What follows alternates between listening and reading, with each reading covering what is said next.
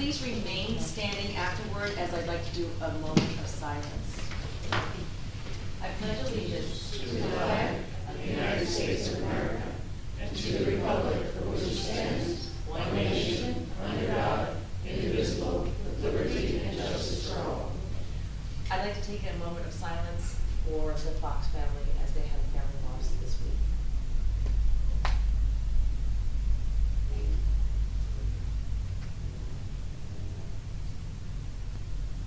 Thank you, everybody. I wish to announce that the 48-hour notice is required under the Open Public Meetings Act was emailed to the Asbury Park Press, the Coast-Star, and the New Coaster on December the 7th of 2023.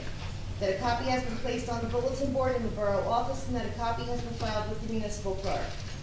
As a courtesy to the public, this meeting may be attended via Zoom. If for any reason the Zoom portion of this meeting fails or is disconnected, the in-person meeting will continue and action can and will be taken, providing there is an in-person quorum. Ms. DeNoble? Here. Mr. Gubitosi? Here. Ms. Mahoney? Here. Mr. Weber? Absent. Mayor Fox? Absent. Yeah, they're actually excused, I believe, but Okay. okay, that's good. So I'd like to welcome everyone. This is the time that the mayor usually does his commercial announcement. So I will do it, but with my own version of it. First of all, I want to thank everybody for being here. I want to thank you for your time. I want to thank you for tuning in. You are our most valuable asset, and we need to hear from you. I welcome your comments. I welcome your questions. I think we all learn when we come here. I think we all grow when we come here, and we all have the same mission to make Bradley the best it can be. I want this to be a warm, welcome place, and feel free to come up and say anything you'd like. And again, thank you for being here. Next, I'd like to also introduce, I see a couple of new faces. Just like to introduce everybody. This is our municipal clerk, Erica Costas, just in case you wonder how to say her last name. We also have our deputy clerk doing our Zoom. Her name is Michelle Willie. We have our acting borough administrator, Meredith DeMarco. We have our detective lieutenant, Terry Browning. And also, we have someone attending here that has their first official meeting with a brand new title, Chief of Police, James Arnold.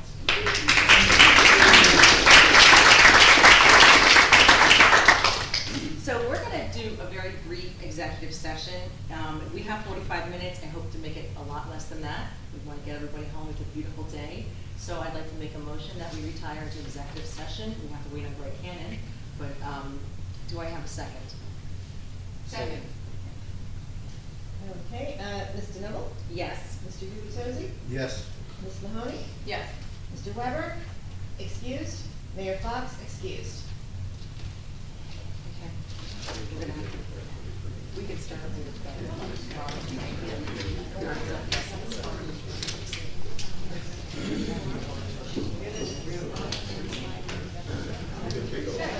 I rushed over. Maddie said she wanted to walk. I was like, all right.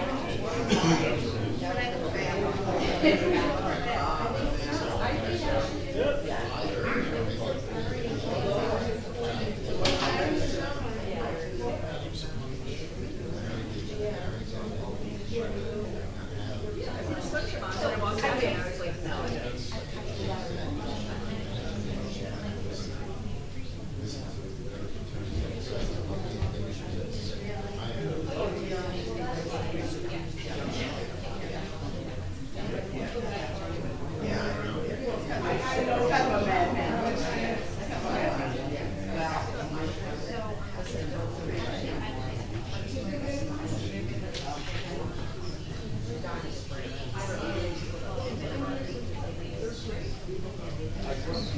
Yeah, I know. I know we're in the now.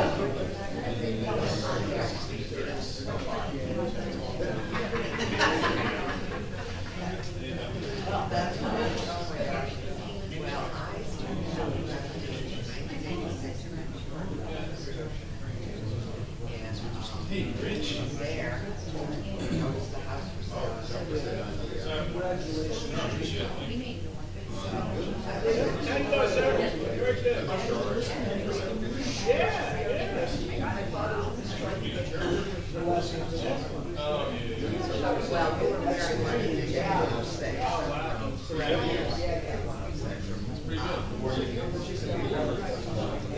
Really miss it?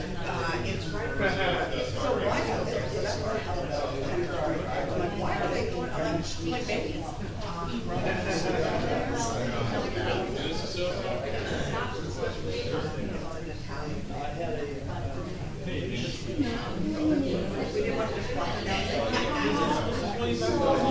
oh yeah, you're right. I can tell you. I'm so sorry. Remember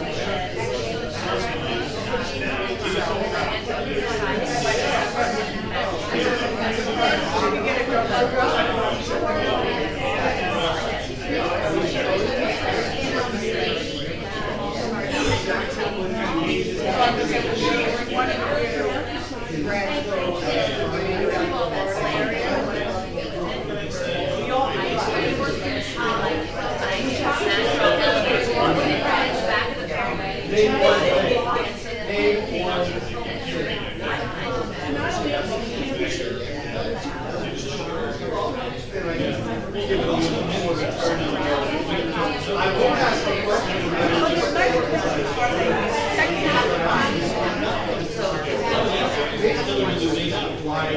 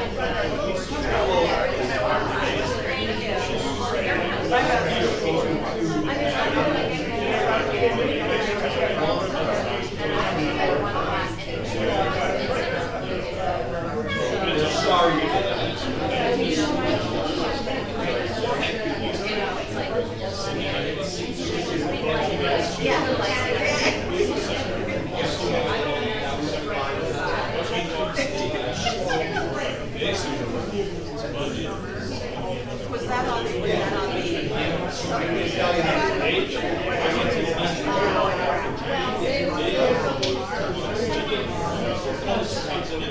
that one was, yeah. Because that's never been changed. No, you're okay.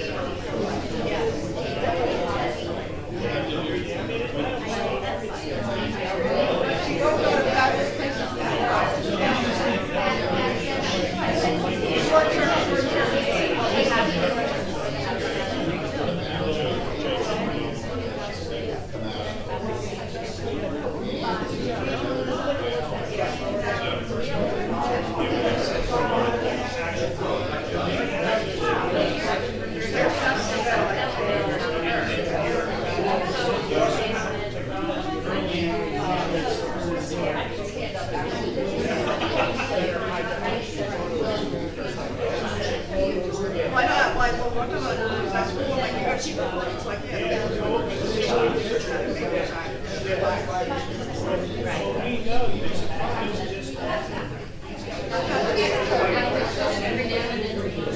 how about a windbreaker cake?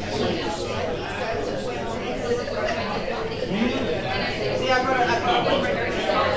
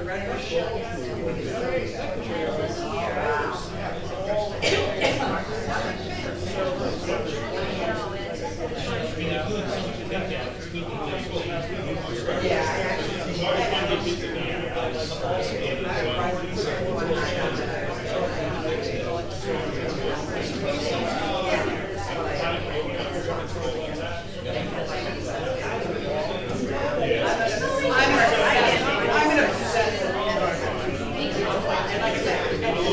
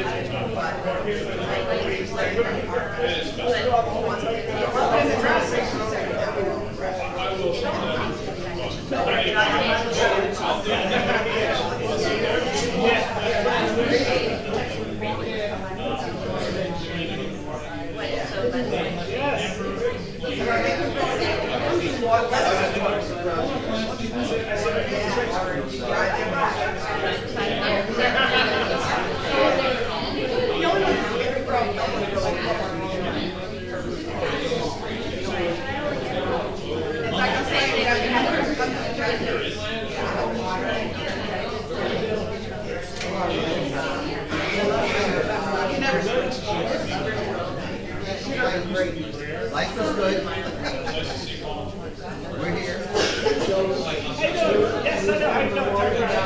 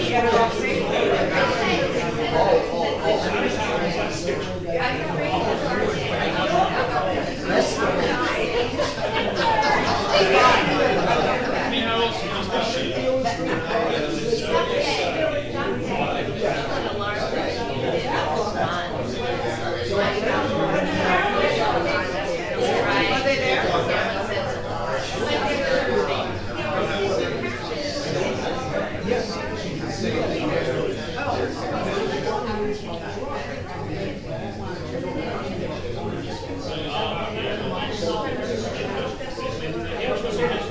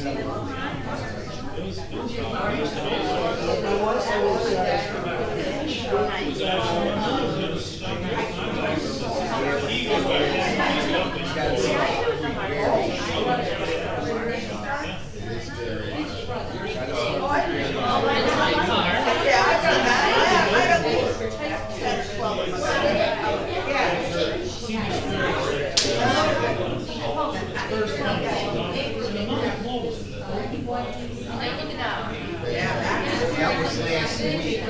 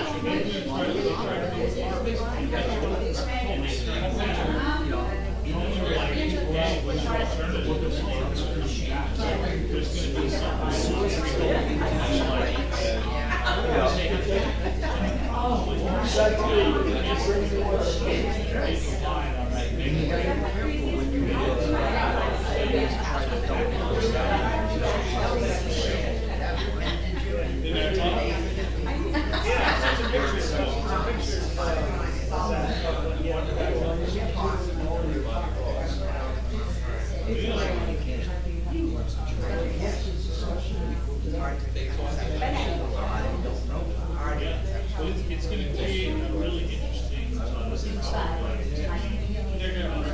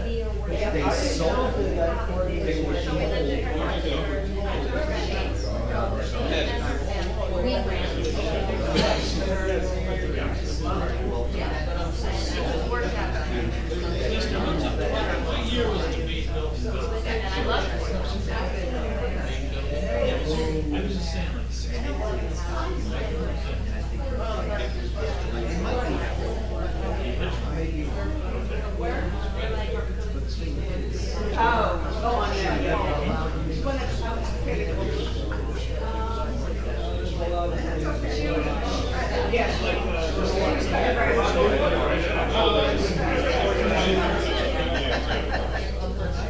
don't know why you would say that. Unless you feel young.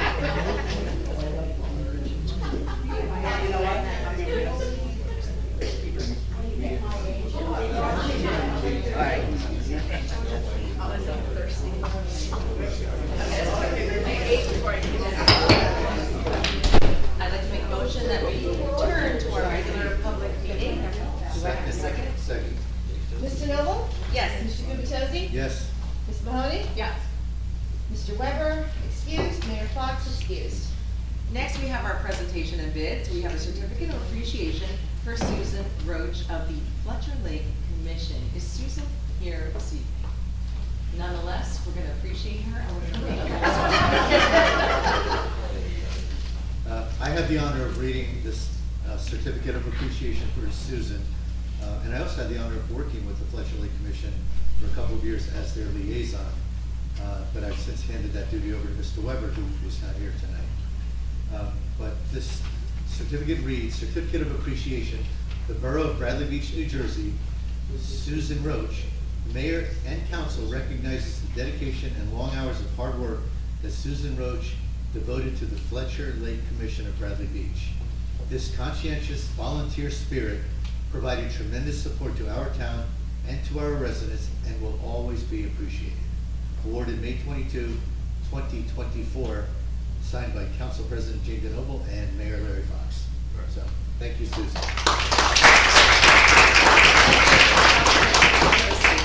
Next, we have a certificate of appreciation for Dan Lees of the Environmental Commission, and I don't see Dan here either.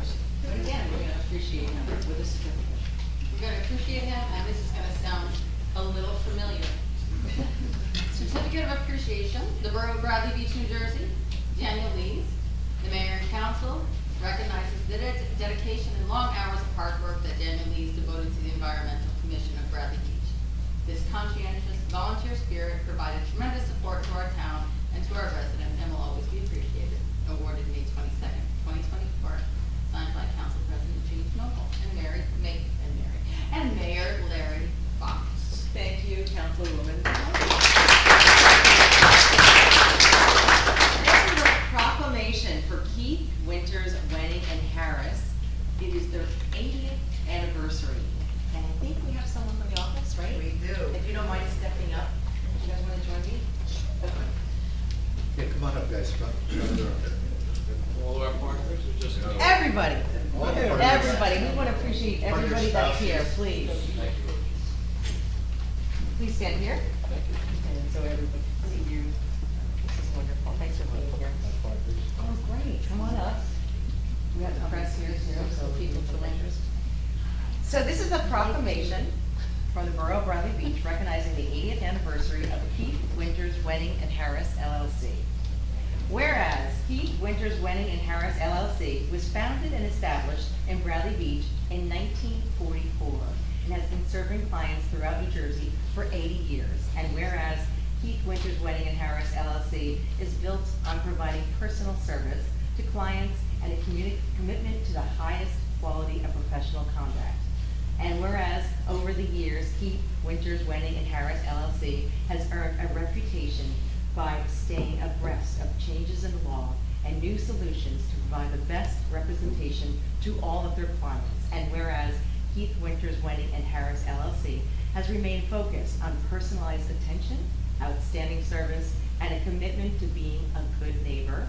And whereas Keith Winters, Wenning, and Harris LLC will continue to provide quality customer service and deliver trust to their clients and the community for generations to come. And now, therefore, be it resolved, the governing body of the Borough of Bradley Beach does hereby recognize the 80th anniversary of Keith Winters, Wenning, and Harris LLC in the Borough of Bradley Beach. Thank you.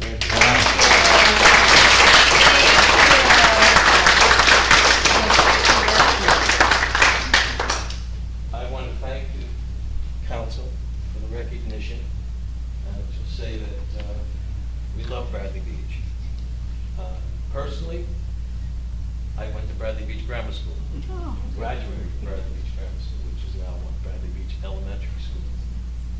We feel that this is our place, this is our home, this is our town, and will continue to be our town, and we love it.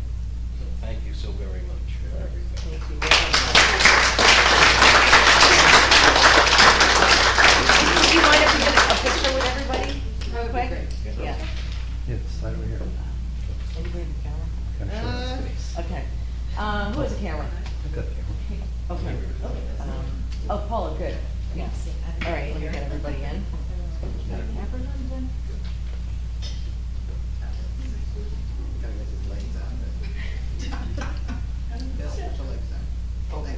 You want to see my legs? No. Thank you so much. Thank you Can all. I say one last thing I may say? Oh, yes. Just wanted to say, I've been. Oh, yes. One more for the coast. Oh, absolutely. Oh, sure. Coaster. Wonderful, thank you. I personally have been there 55 years. This is my son Brian Winters, who's been here for almost 30 years. Brian's wife Zipporah, who's a practicing attorney Oh, with wow. us and Wonderful. a partner. And my other partner is Amy Harris, who's been with us for years and years. So Wonderful. we're all a team that have been together for so many years. Keep up the good work. One Thank more, you. one more thing, and briefly talking to Mr. Winters before the meeting started, he mentioned he was the borough attorney here for 30 years. Oh, wow. 30 years. Don't I look it? Greg, you got a little way to go. Yeah, seen his name, I know. yeah. It was fabulous. Thank All you, right, thank you. thank you again. Thank you. Okay. Thank you. Thank you so much. Thank you, thank you, congratulations. Congratulations. Good job. Thank you so much.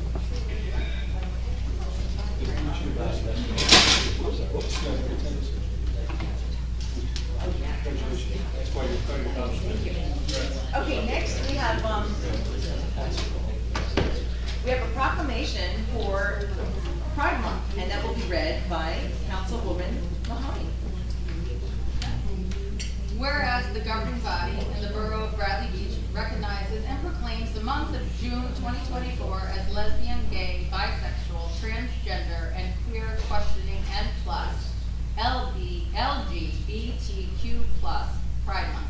And whereas all human beings are born free and equal in dignity and rights, LGBTQ plus individuals have had immeasurable impact on the cultural, civic, and economic success of our country. And whereas the borough of Bradley Beach is committed to supporting visibility, dignity, and equality for LGBTQ plus people in our diverse community. And whereas, while society at large increasingly supports LGBTQ plus equality, it is essential to acknowledge that the need for education and awareness remains vital to end discrimination and prejudice. And whereas this nation was founded on the principle that every individual has infinite dignity and worth, and the governing body calls upon the people of this municipality to embrace this principle and to work to eliminate prejudice everywhere it exists. And whereas celebrating Pride Month influences awareness and provides support and advocacy for the LGBTQ plus community, and is an opportunity to take action and engage in dialogue to strengthen alliances, build acceptance, and advance equal rights. Now therefore be it resolved that the governing body hereby proclaims the month of June 2024 as Pride Month in support of the LGBTQ plus community. This day, May 22nd, 2024. Thank you very much. One more, proclamation for EMS Week. Councilman Gubitosi. Yeah, and do we have any of our first aid volunteers in the audience? I don't see anyone. They're always working. Yes, we don't. But as most of you know, we have a 100% volunteer first aid or EMS squad, as well as 100% volunteer fire department. And none of us can say enough good things about these two groups. But we do have a proclamation for the Emergency Medical Services Week proclamation.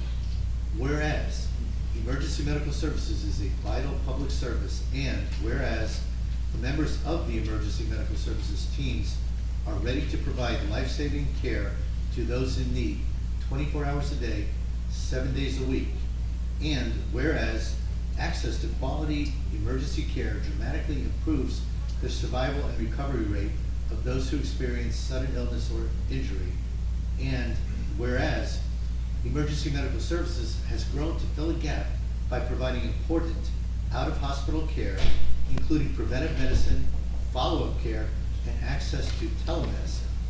And whereas the emergency medical services system consists of first responders, emergency medical technicians, paramedics, emergency medical dispatchers, firefighters, police officers, educators, administrators, pre-hospital nurses, emergency physicians, trained members of the public, and other out-of-hospital medical care providers. And whereas the members of emergency medical services teams, whether career or volunteer, engage in thousands of hours of specialized training and continuing education to enhance their life-saving skills. And whereas it is appropriate to recognize the value and accomplishments of emergency medical services providers by designating Emergency Medical Services Week. Now therefore be it resolved, the mayor and council of the Borough of Bradley Beach do hereby proclaim the week of May 19th to May 25th, 2024 as Emergency Medical Services Week, dated this 22nd day of May, 2024. And we will all sign this shortly. Thank you. Thank you to our EMS team. Absolutely.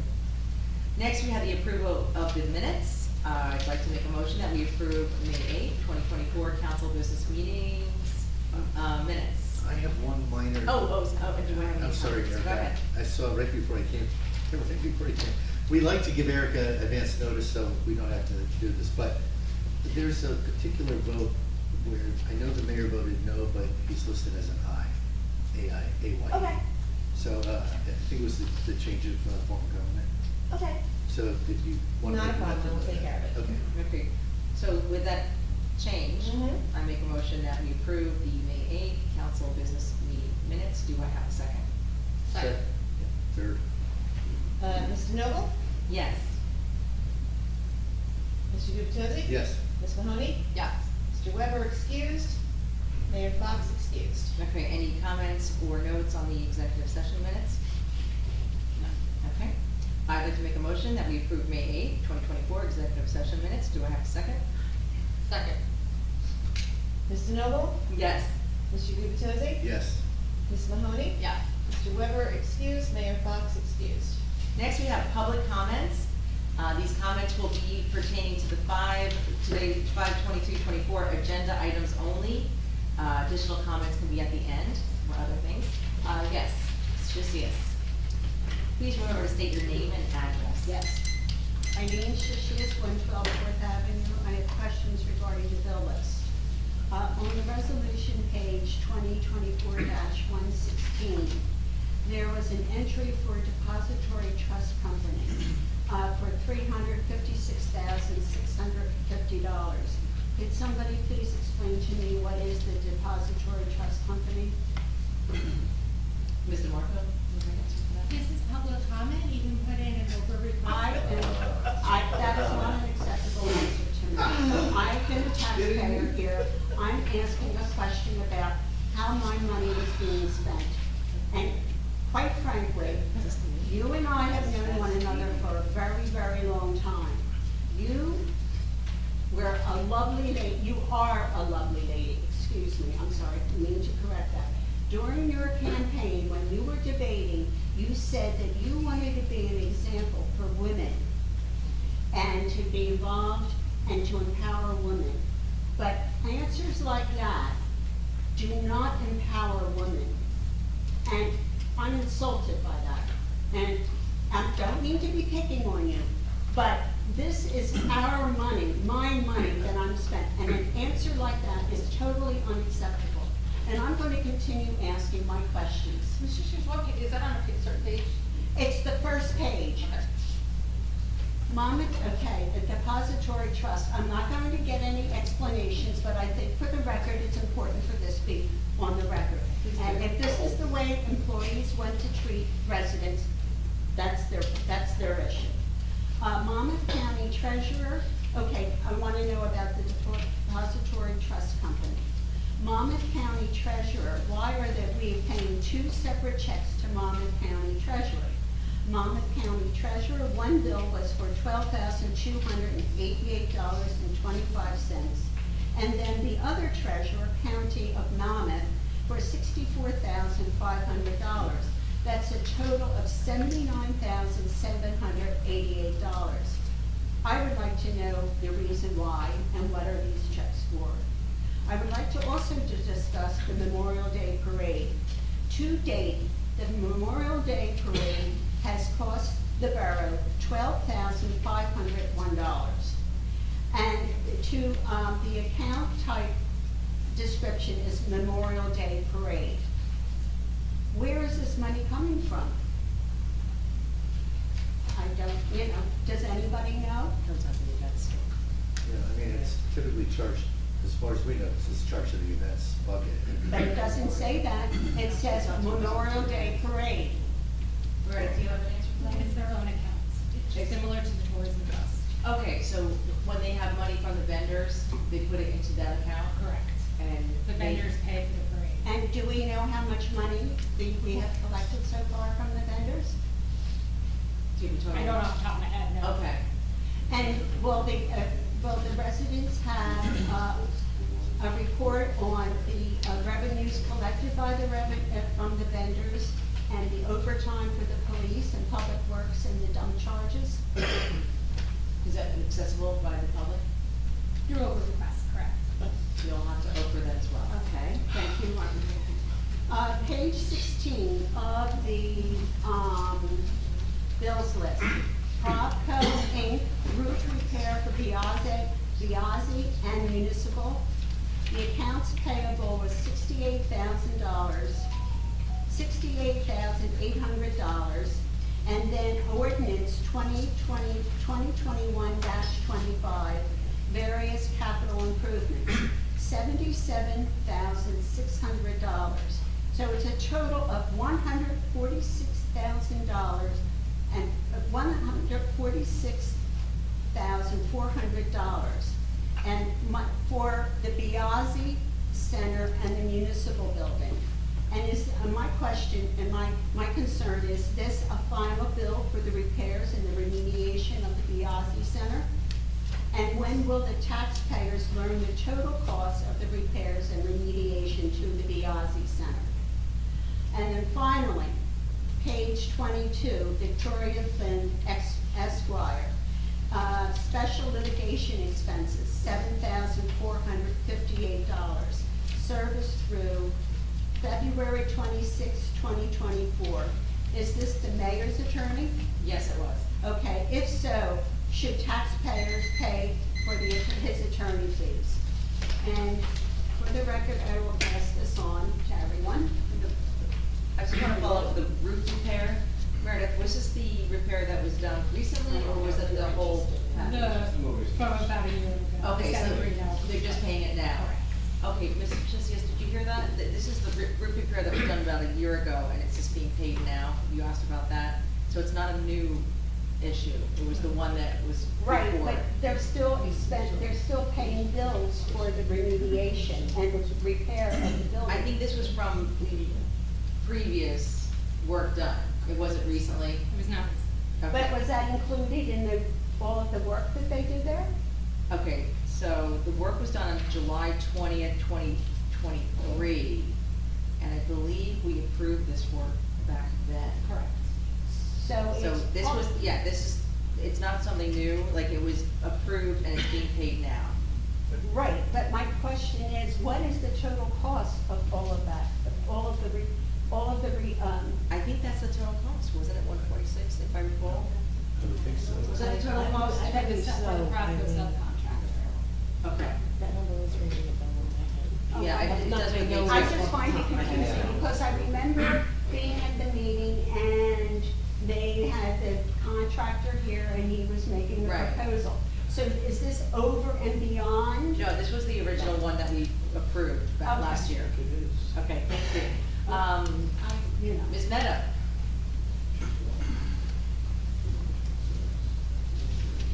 And thank you for your questions and comments. Thank you. You're welcome. Thank you, Martha.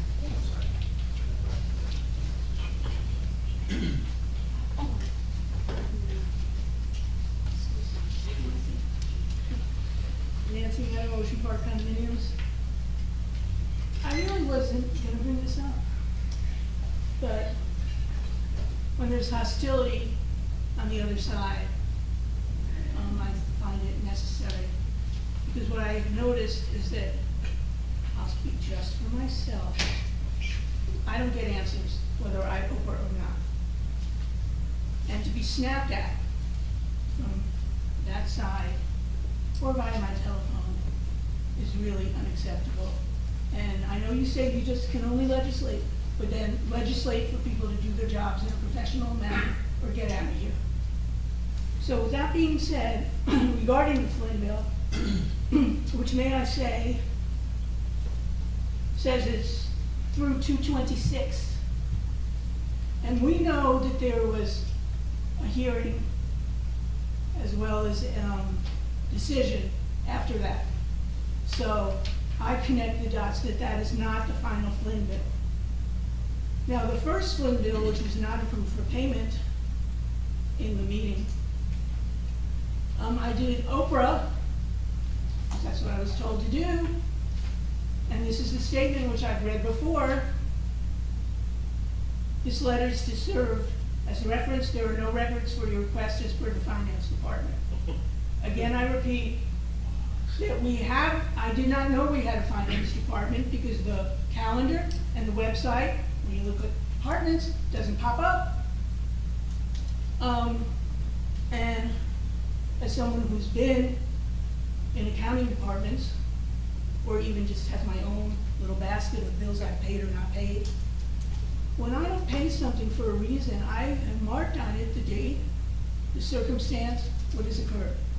So again, I wonder, because the first one bill was for $77.10, this one was for $74.58. So I'm not gonna Oprah again. What happened to the first bill? Do we still owe it? Who paid it? That was all in my Oprah request, but we have no records for the finance department. So with that being said, and since we know this is not the final Flynn bill, I would suggest you don't pay this Flynn bill, along with so many others. You are the stewards, I used to say it all the time, you are the stewards of the money wasted. We were told we were in an austerity program, $12,000 on the Memorial Day parade. We don't charge that much for those tables. For anyone to think that we break even there, no. And we are never given a P&L. And we're never even given a review to discuss what parts of the parades or events were successful, what wasn't.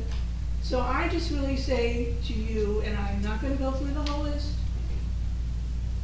you go through the whole list, and you pull off one by one things that should not be paid. But again, as I've said previously, it needs to start with the purchase order. That purchase order and the signature on it is our contract and our commitment to our vendors. So, someone I know who's not supposed to sign contracts admits that he signed them. You've got problems. And again, as I say, I don't know how to right this ship. So any suggestions that you can do, any legislation that you can do needs to be done. We can't go through this every month now that we don't do it in 2 weeks. It is my money, and I feel like it's being stolen.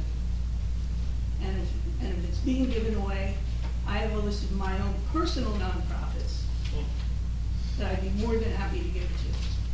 Thank you. Thank you, Ms. Meadow.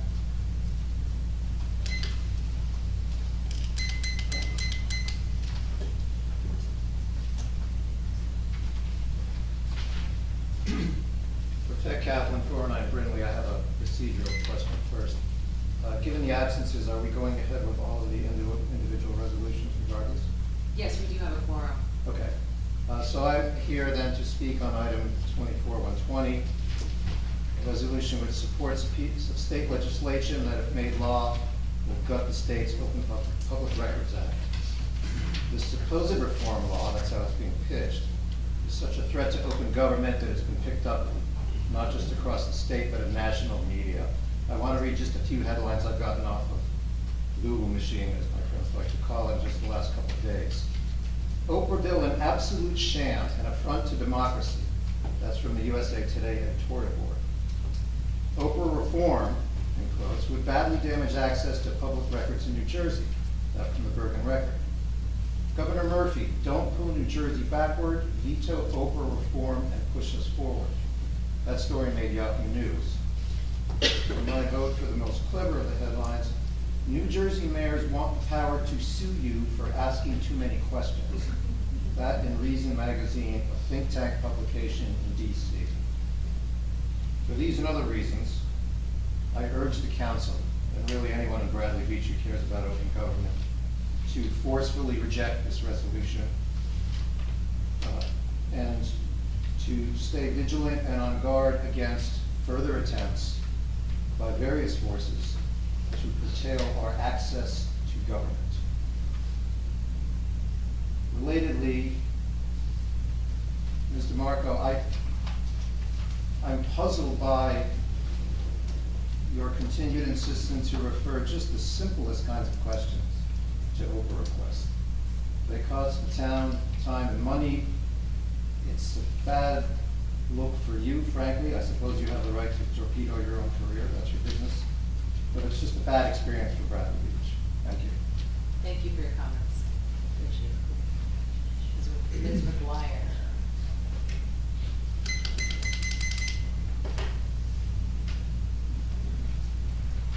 Hi, Brigitte McGuire, 610 Brindley Ave. I wanted to echo similar comments up here. I ask the council please to not vote Vicki Flynn's bill through. We're not here to pay Mayor Fox's personal attorney for suing our elected officials. Also, please, to echo what Mr. Kaplan mentioned, please vote down the Open Public Records Act resolution.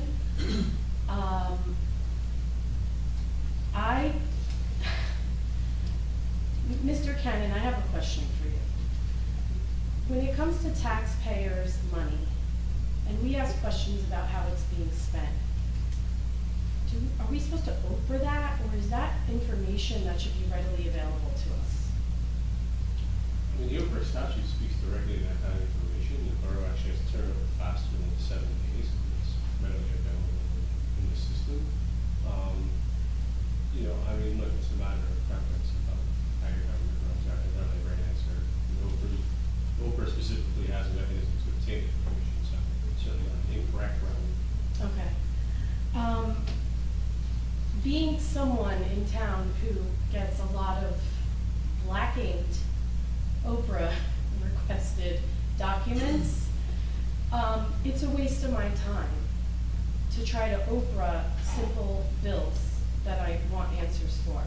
So the way Ms. Shisius was answered tonight was just very insulting to more than just Ms. Shisius. I take very personal insult to that as well, because it's a waste of my time if I want to email an Oprah request for a bill that I feel I'm just going to get totally redacted or said there's no responsive records. So please just vote this resolution down. To start off this way is just so disappointing, but thank you. Thank you for your comments. Mr. Titus.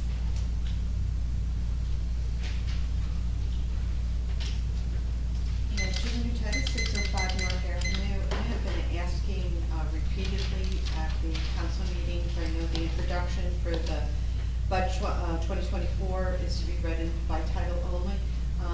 Has the council been given access to the CFO to date yet?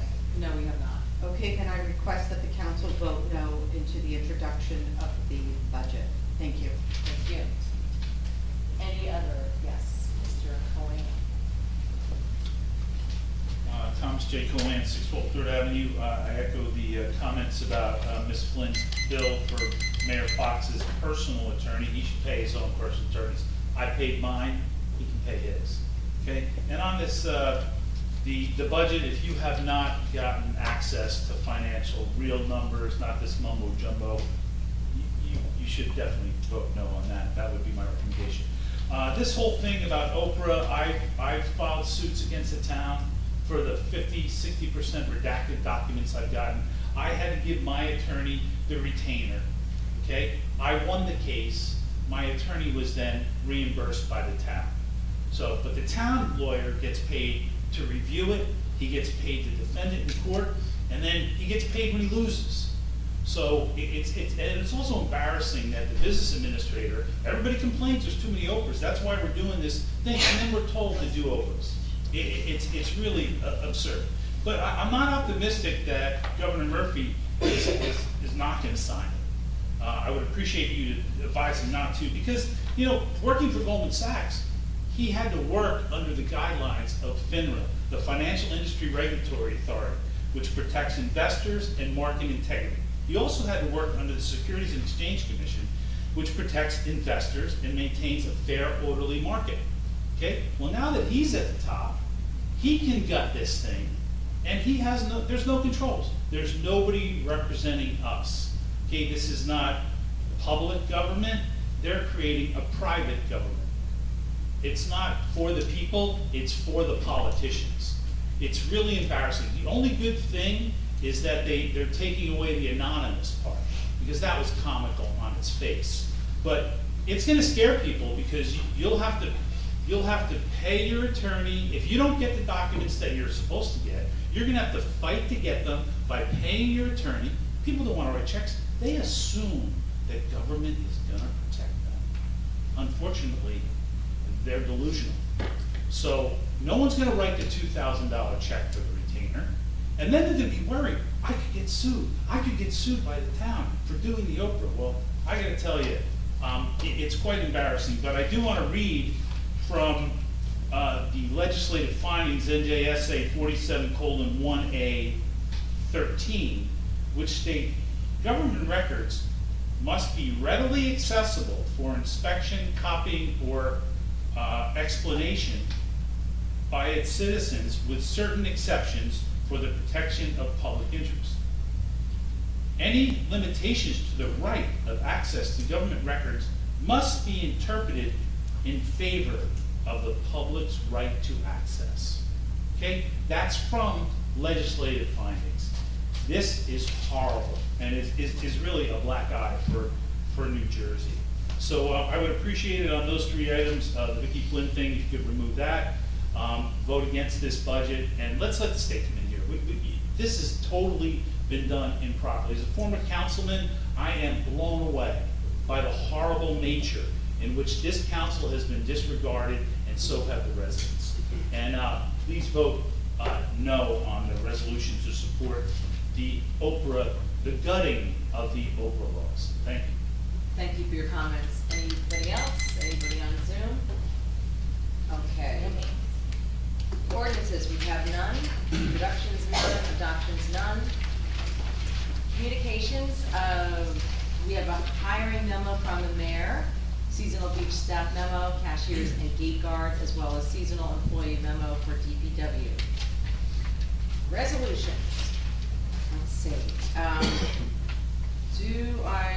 Let's see, does anybody want to vote these out separately? The memo wasn't online. What's that? Memo, I didn't find the memo online. Oh, okay. It was, I have it here. Was it online? Is it shared with the public? Yeah. The memos were posted with the rest of the documents on Friday. Our clerk says the memos were posted. It's a list of hourly rates. I can save it for you. Okay. Okay, so consent agenda resolutions.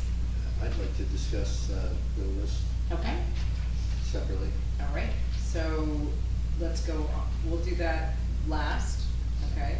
So 2024-117, approval for the Bradley Food Pantry, Inc. to conduct their bocce tournament for Sunday, July 14th, 2024, from 3 to 7 p.m. Do I have a motion from the council? Actually, Jane, Yeah, you all know. Oh, I do, I'm sorry, I can do all three, Should you're we right. do a motion to remove 116 first and then, Okay, yeah. We'll move it to individual. yeah, sure, okay. I'd like to make a motion that we remove the 2024-116 bill list, May 22nd, 2024. And do I have a second? Move it to individual. It's individual, thank you. Second. Mr. Dibble? Yes. Mr. Guptoson? Yes. Ms. Mahoney? Yes. Mr. Weber, excused. Mayor Fox, excused. Okay, I'm gonna continue on with 2024-118, approval for the Bradley Food Pantry to conduct an on-premises 50/50. I had a little dental work today, so please bear with me. I'm getting a new crown, it was a disaster.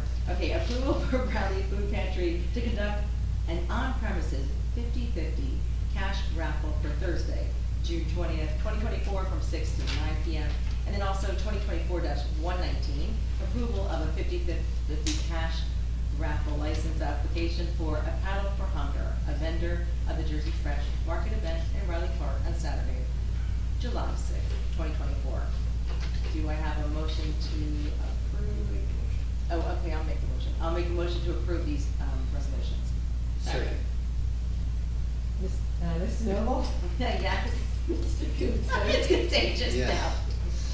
now. Ms. Mahoney? Yes. Mr. Weber, excused. Mayor Fox, excused. You can't do giggles with me. I know, here we go. I won't stop now. Focus. Okay. Bill list. Yeah, comments for the bill list, and there is one specific fee I'm going to dig into a little more, but I wanted to just make a couple quick comments.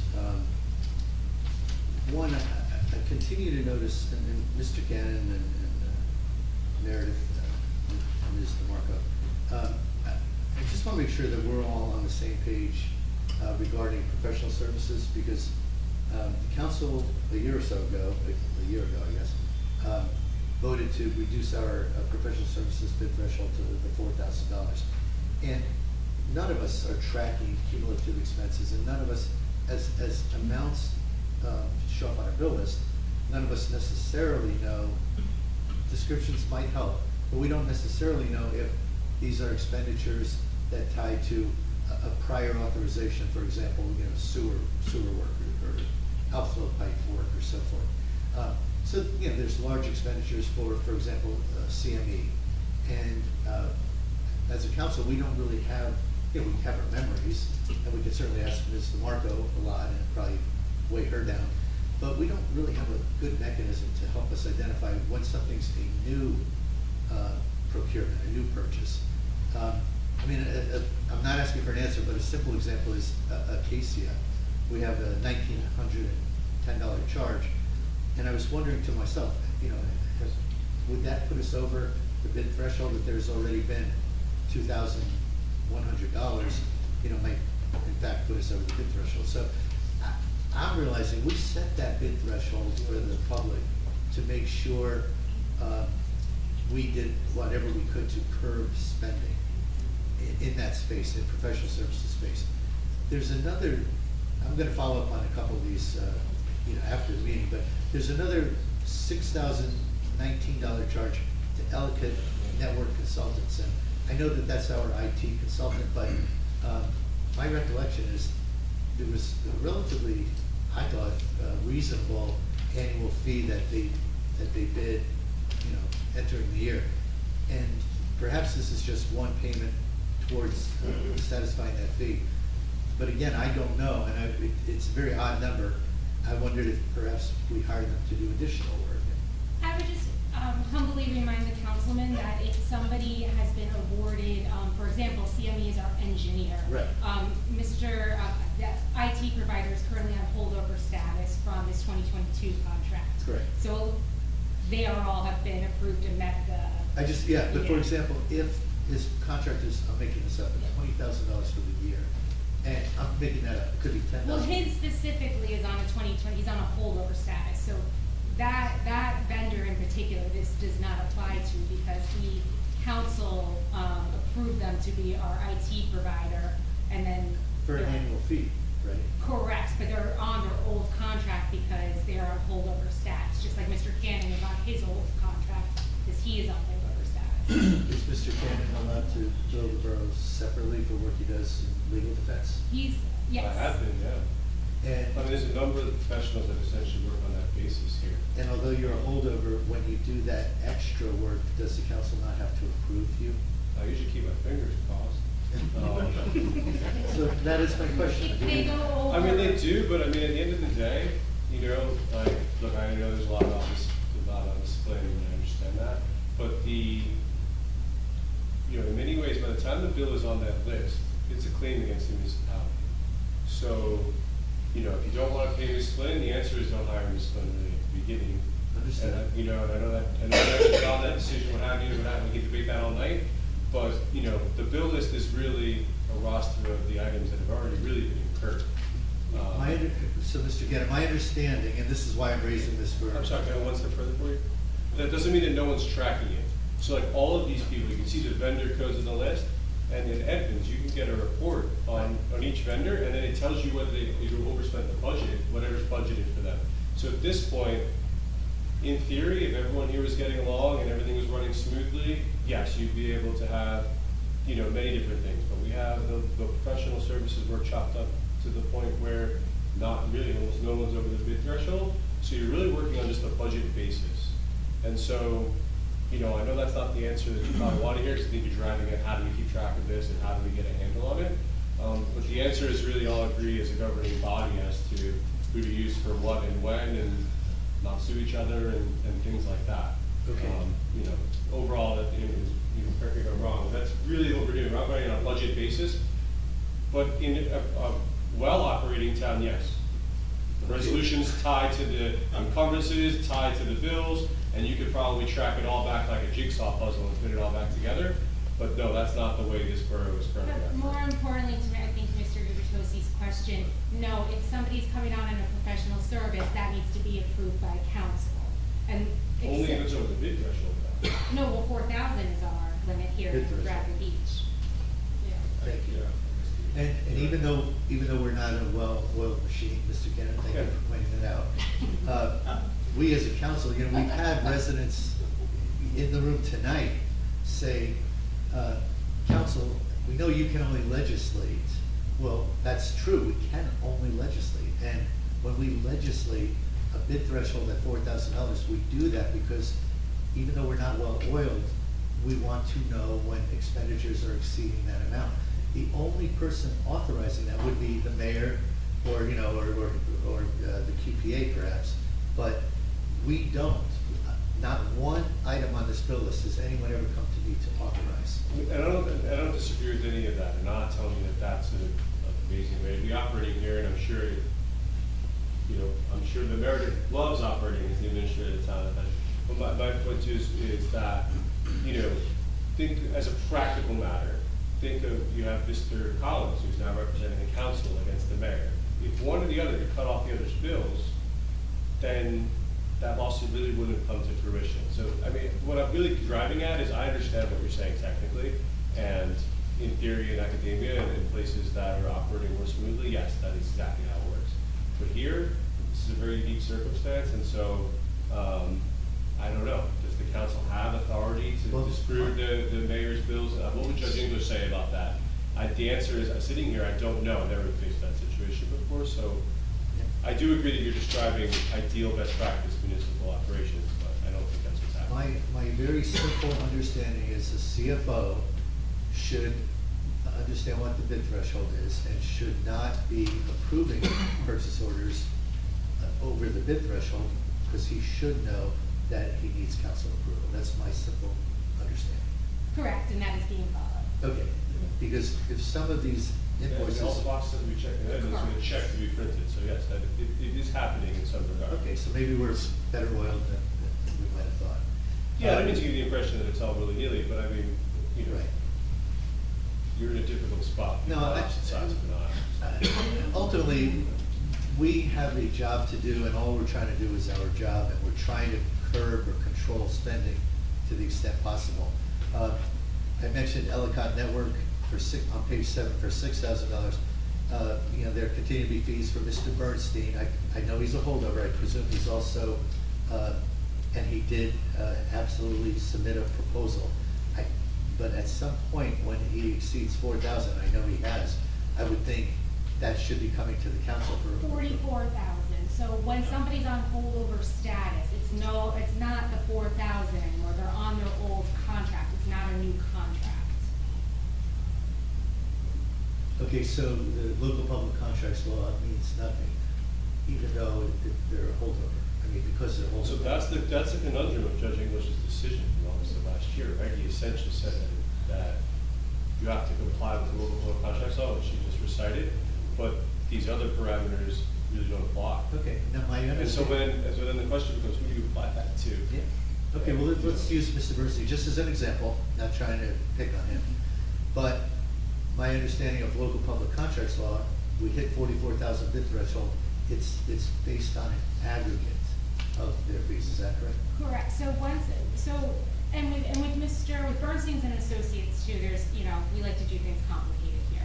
So there are Oprah attorney and there are a labor attorney. Exactly. So once they get to the 44,000, like in our labor attorney, I can no longer use them as our labor attorney for the year. We have to go to conflict, we have to go to Mr. Cannon, we have to go somewhere else. So that's the threshold limit as a holdover, something on holdover status. Unless we were to approve it, of course, right? Yeah, if you approved it, and then it would be then you'd be approving their new contracts. What about for Oprah? There's a dollar amount in the contract, is it also It's 44,000? the same thing, it's the 44,000. And he's probably well exceeded that, certainly last year, I would think, for Oprah. He's probably coming up on that now. I don't believe he exceeded for it. Mr. Bernstein always seems to come in right at, Okay. I want to. as do most of our attorneys. So for the benefit of the public, I personally would just want to do a better job keeping an eye on this. I do actually, a few residents commented on Attorney Flynn's payment of $7,458. I've stated this before, and I'm going to state it again, that I do not think that Attorney Flynn's fees related to the lawsuit that the mayor brought against his counsel should be funded by taxpayer dollars. I have personally paid for private attorneys when I wanted to challenge our attorneys' opinions, not once but twice. I've never sued the borough, but I have asked for outside legal opinion to challenge Mr. Cannon or Mr. Bernstein. In the case of the mayor's lawsuit, this suit did not benefit taxpayers. It benefited the mayor. The mayor won a portion of the suit and he lost a portion of the suit. The borough's taxpayers should not fund these efforts to sue the borough. In fact, this council strongly believes that we could successfully appeal the portion of the recent decision that favored Mr. Fox. Our attorneys tell us we would have a very good likelihood for success. However, while we believe our actions to modify our own ordinance language were legal, we do not plan to spend taxpayer dollars to pursue this outcome. It would benefit the council, but it would not necessarily benefit the taxpayers. And by the way, the portion of the recent opinion that we won that under the mayor's lawsuit was our defense of Mr. Cannon, that he should not be fired. And we're not sure that even benefited the taxpayers at this point, right, Greg? Thanks, Al. So the I'll point, let you know. So, and of course I jest, many of us love Mr. Cannon. However, the point is, anyone who wants to sue us, including me, we can. There's nothing stopping us from suing. But nobody, unless this entire council approves it, should be using taxpayer funding to do that. I'd like to make a motion that we vote separately on the bill list specific to Ms. Victoria Flynn Esquire's $7,458 amount. Do I have a second? Second. Ms. DeNoble? Yes. Mr. Gubatose? Yes. Ms. Mahoney? Yes. Mr. Weber excused, Mayor Fox excused.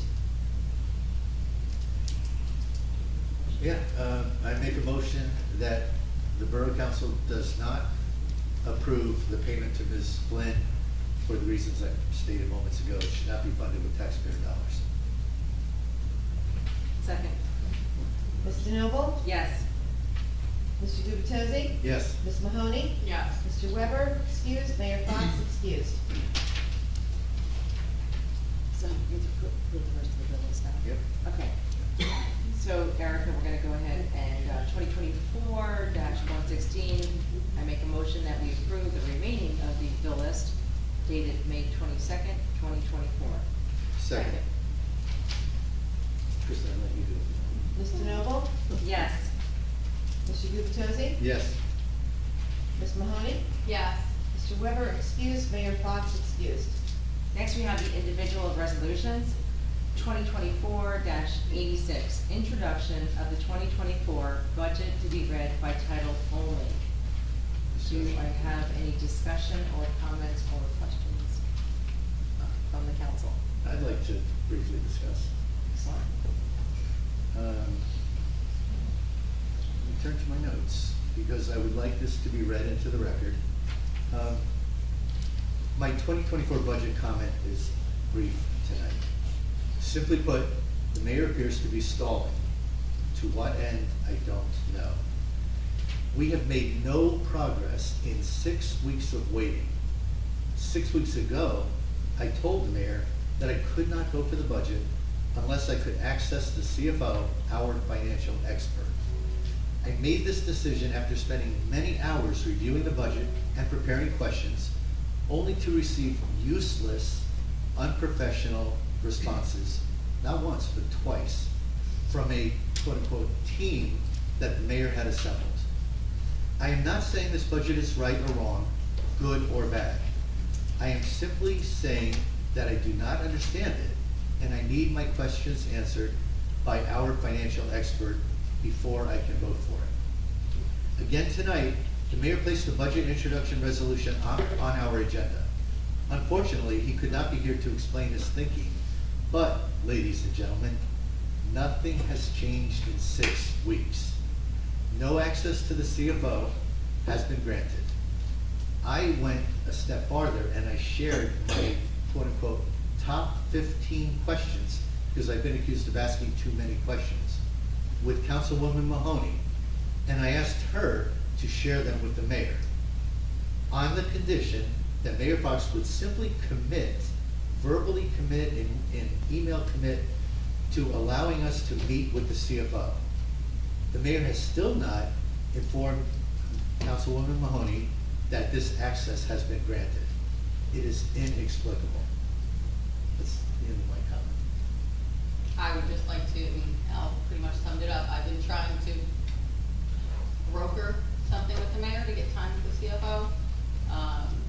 You know, we'll give you pared down questions if you give us some time with the CFO.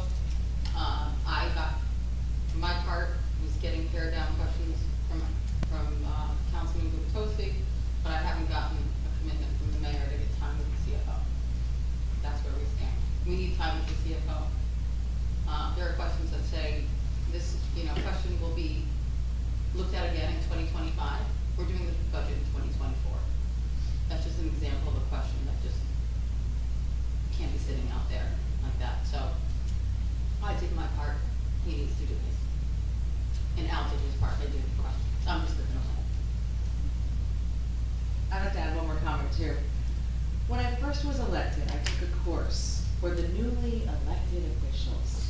And one of the first things they said to me was, the most time you're going to spend is on the budget. It's going to start in fall.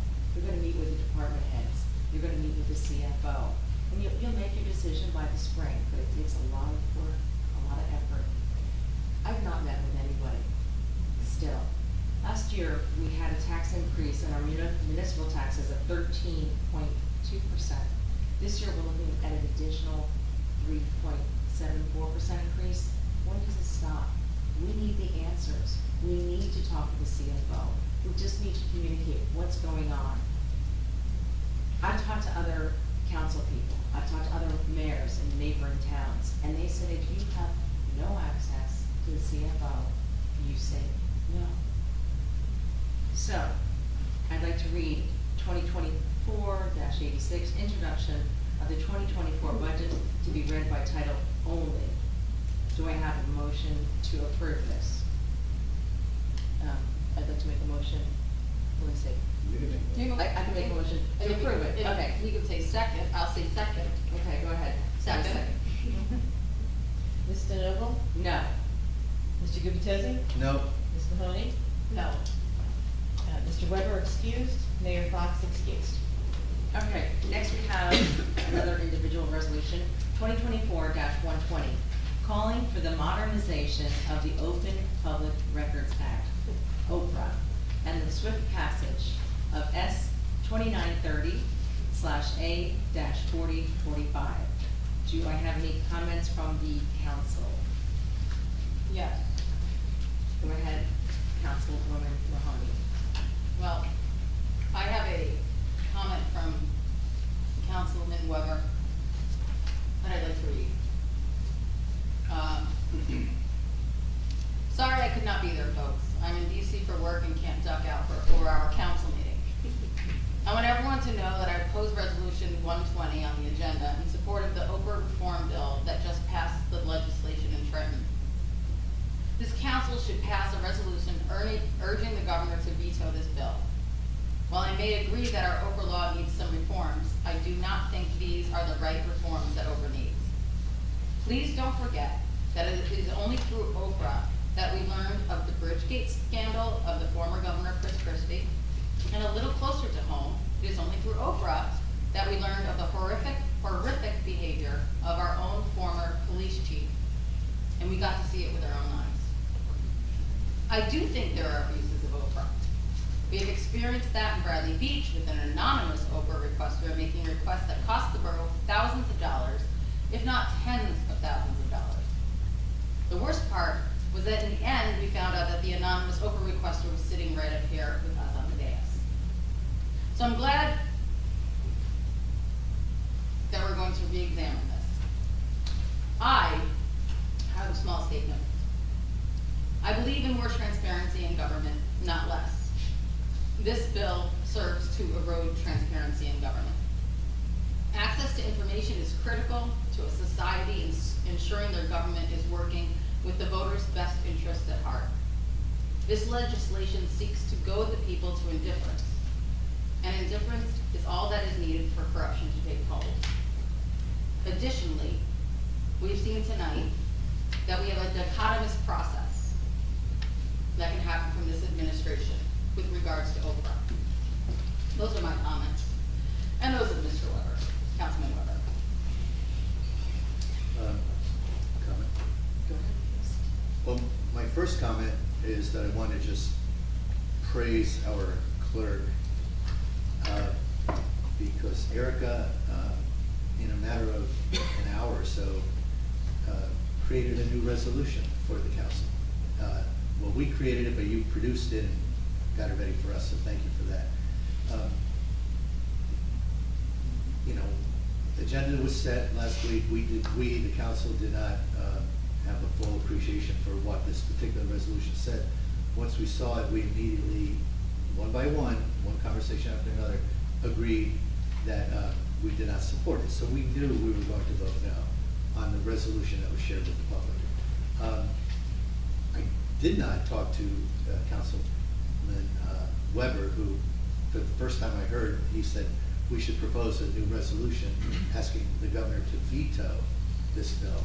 We don't, obviously that would possibly at least be a long shot to accomplish, but independently, because Councilman Weber was at his meeting in DC, I believe, independently, this council did construct a revised version of the resolution that I believe we plan to approve tonight.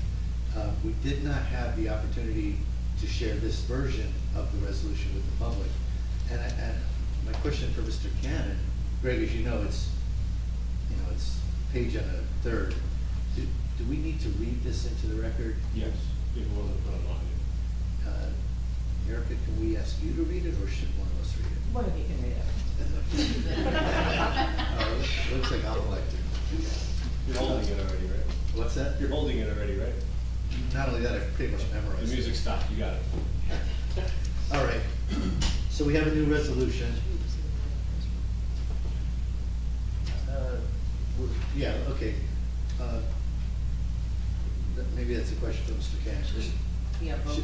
When we vote, Greg, when we Need vote. to move to amend the resolution, whatever Yes. you wanted to say, and then vote on it. That's the second motion. Okay.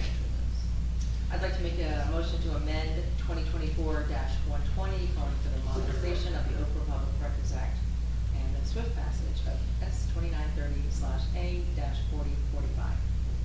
Second. Ms. DeNoble? Yes. Mr. Gubatose? Yes. Ms. Mahoney? Yes. Mr. Weber excused, Mayor Fox excused. So I'm gonna understand why you do this. Okay, so this is the discussion phase of voting on the amended resolution, and I'm going to read the amended resolution to the public.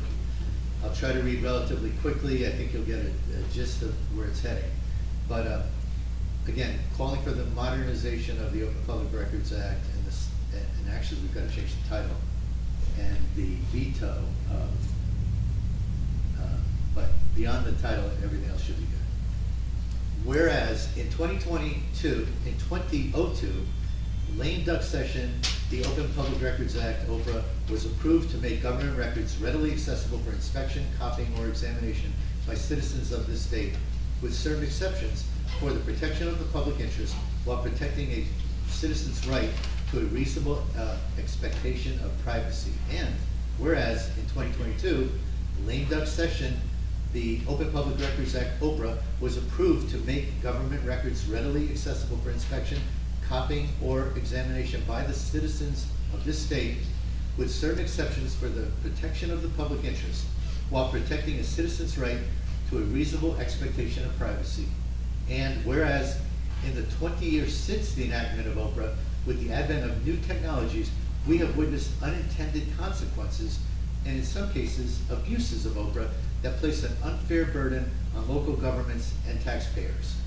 And I'm going to pause here to say, what I just read to you is what was issued last night, on Friday rather. It's the same wording. That's the introduction to this current state. You'll begin now to hear significant edits.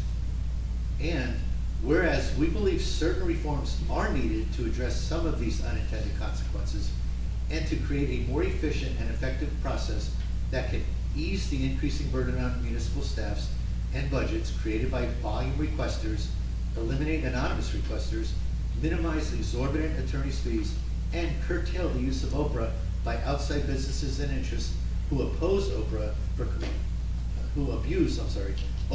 commercial profit. And whereas, despite its flaws, current OPRA regulations provide invaluable transparency rights and protections to our residents, which are the foundation of strong and efficient democracy, and assures that their government is fair, efficient, and working for the greater good. And whereas the approved bill S2930/A-4045 would create unreasonable barriers for residents and journalists to access information that can uncover improper activity and wrongdoing in government. And whereas Bill S2930/A-4045 allows government entities to sue OPRA requesters who they believe are abusing OPRA, and its intimidating effect will likely serve to deny people access to public records through fear of litigation.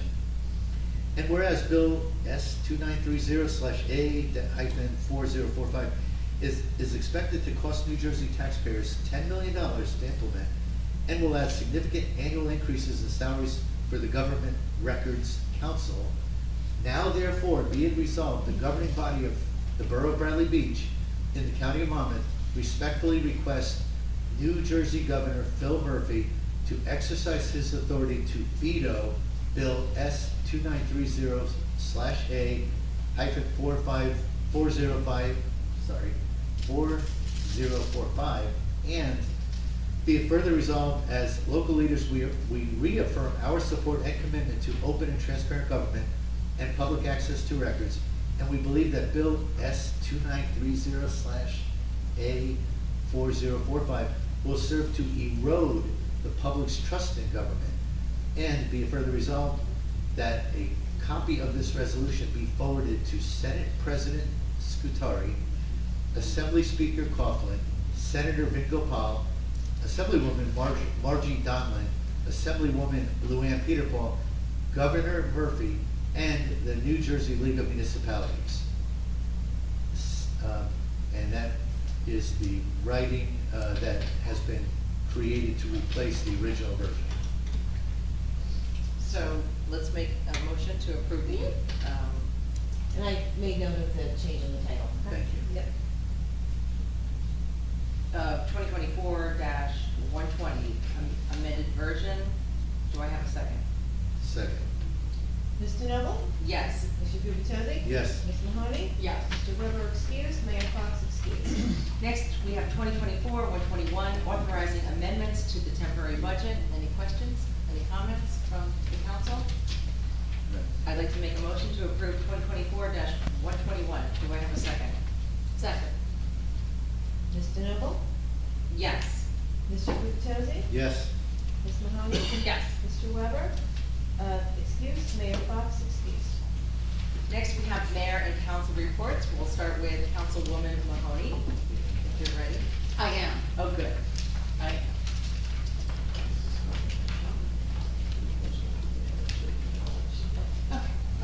Anytime you're ready. Anytime I'm ready. Yes.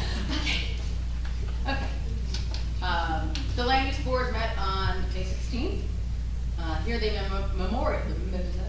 memorialized the approval of 2 resolutions involving bulk variances, a minor subdivision involving 110 Second Avenue and 204 Beach Avenue, and a bulk variance for installation of an in-ground pool with restriction of 2-family designation at 214 Lorraine Avenue. Also heard and approved unanimously that night were use and bulk variances for the proposed conversion of existing bed and breakfast into a single-family dwelling at 900 Ocean Avenue, bulk variances for 415 Main Street, a bulk variance for 110 Main Street. The committee will hold their next meeting on June 20th, and the Environmental Commission will meet on June 3rd. That's all I have. That's great. Thank you very much. Councilman Gubitosi. Okay, so once again, as the liaison to our police department, I want to thank Detective Lieutenant Browning for the summary that I'm about to read to the audience. But the police department's looking forward to a big weekend coming up. We, the police department, do not have too much activity to report since the last official meeting, but it is as follows. A local man was arrested for driving while intoxicated and also received several other motor vehicle summonses related to the stop.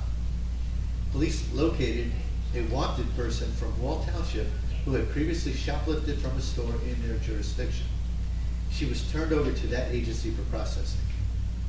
In the spirit of shared services, we, the police department, deployed one of our K-9 officers to the Belmar Seafood Festival this past weekend to provide safety and security sweeps. We also arrested 2 subjects on active contempt of court warrants. As an aside, I believe, we talked briefly with Chief Arnold, still hoping that we might be able to pull together a K-9 presentation in our June 12th meeting, the workshop. It's a fascinating, I haven't seen this presentation, but I've heard the story of our K-9 unit.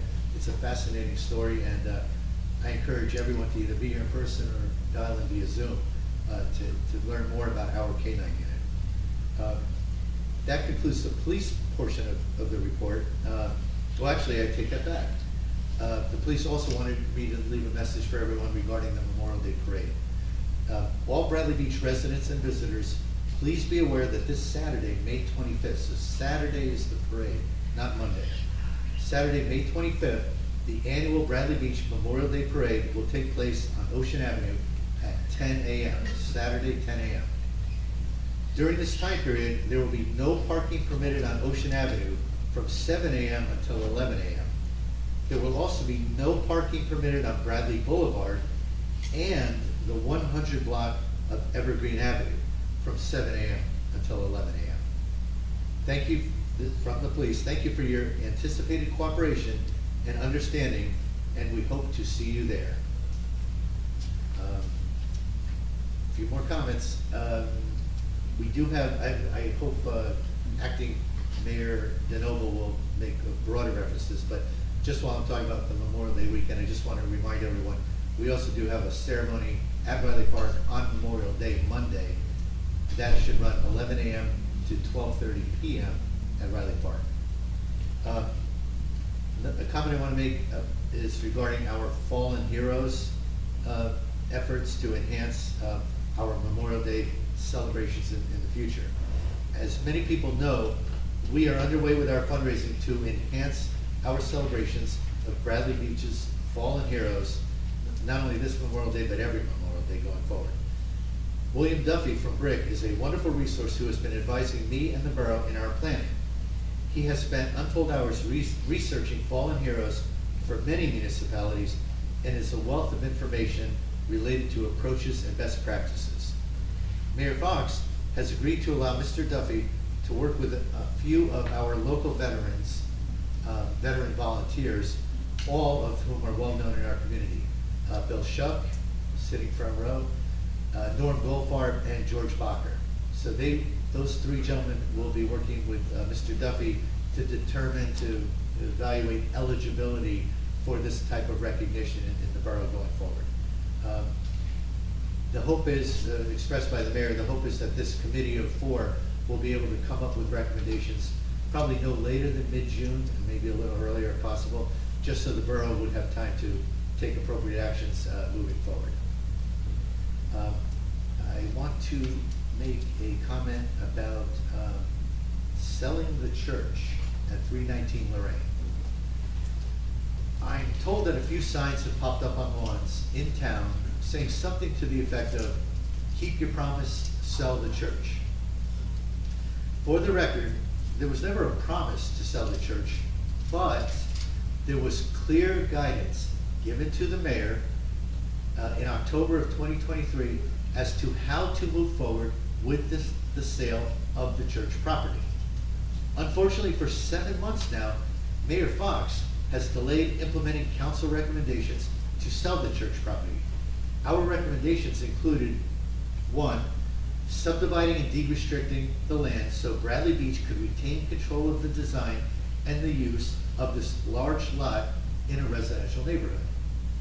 2, selling the land via public auction, not via an RFP process. 3, establishing requirements related to the preservation of artifacts and for the demolition of the property.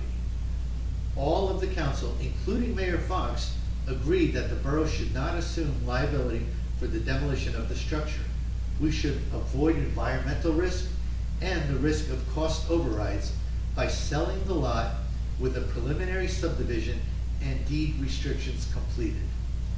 After 7 months, the mayor has not yet made efforts to secure the subdivision with deed restrictions. Further delays have occurred because Mayor Fox has lobbied heavily to give away a $1 million lot from this subdivision in order to help the borough satisfy a 3-unit obligation for fair share housing. The council has voiced opposition to this idea because of the cost to the borough and because of possible density challenges this solution might create for nearby residents. If there are signs challenging the council to move forward, please make sure the signs in your yard are directed towards Mayor Fox.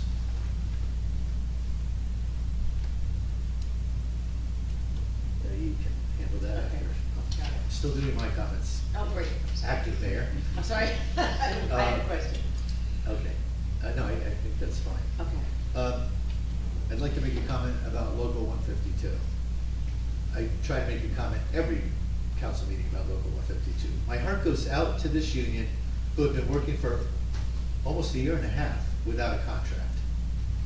These are conscientious, hardworking employees appreciated by residents all over the borough, and yet negotiations drag on, as I said at the last council meeting, with no end in sight.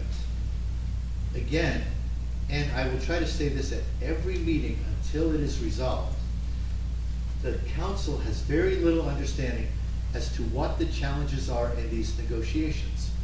We are told there are impasses, but when we ask for financial estimates regarding the impact of these impasse issues, we receive nothing.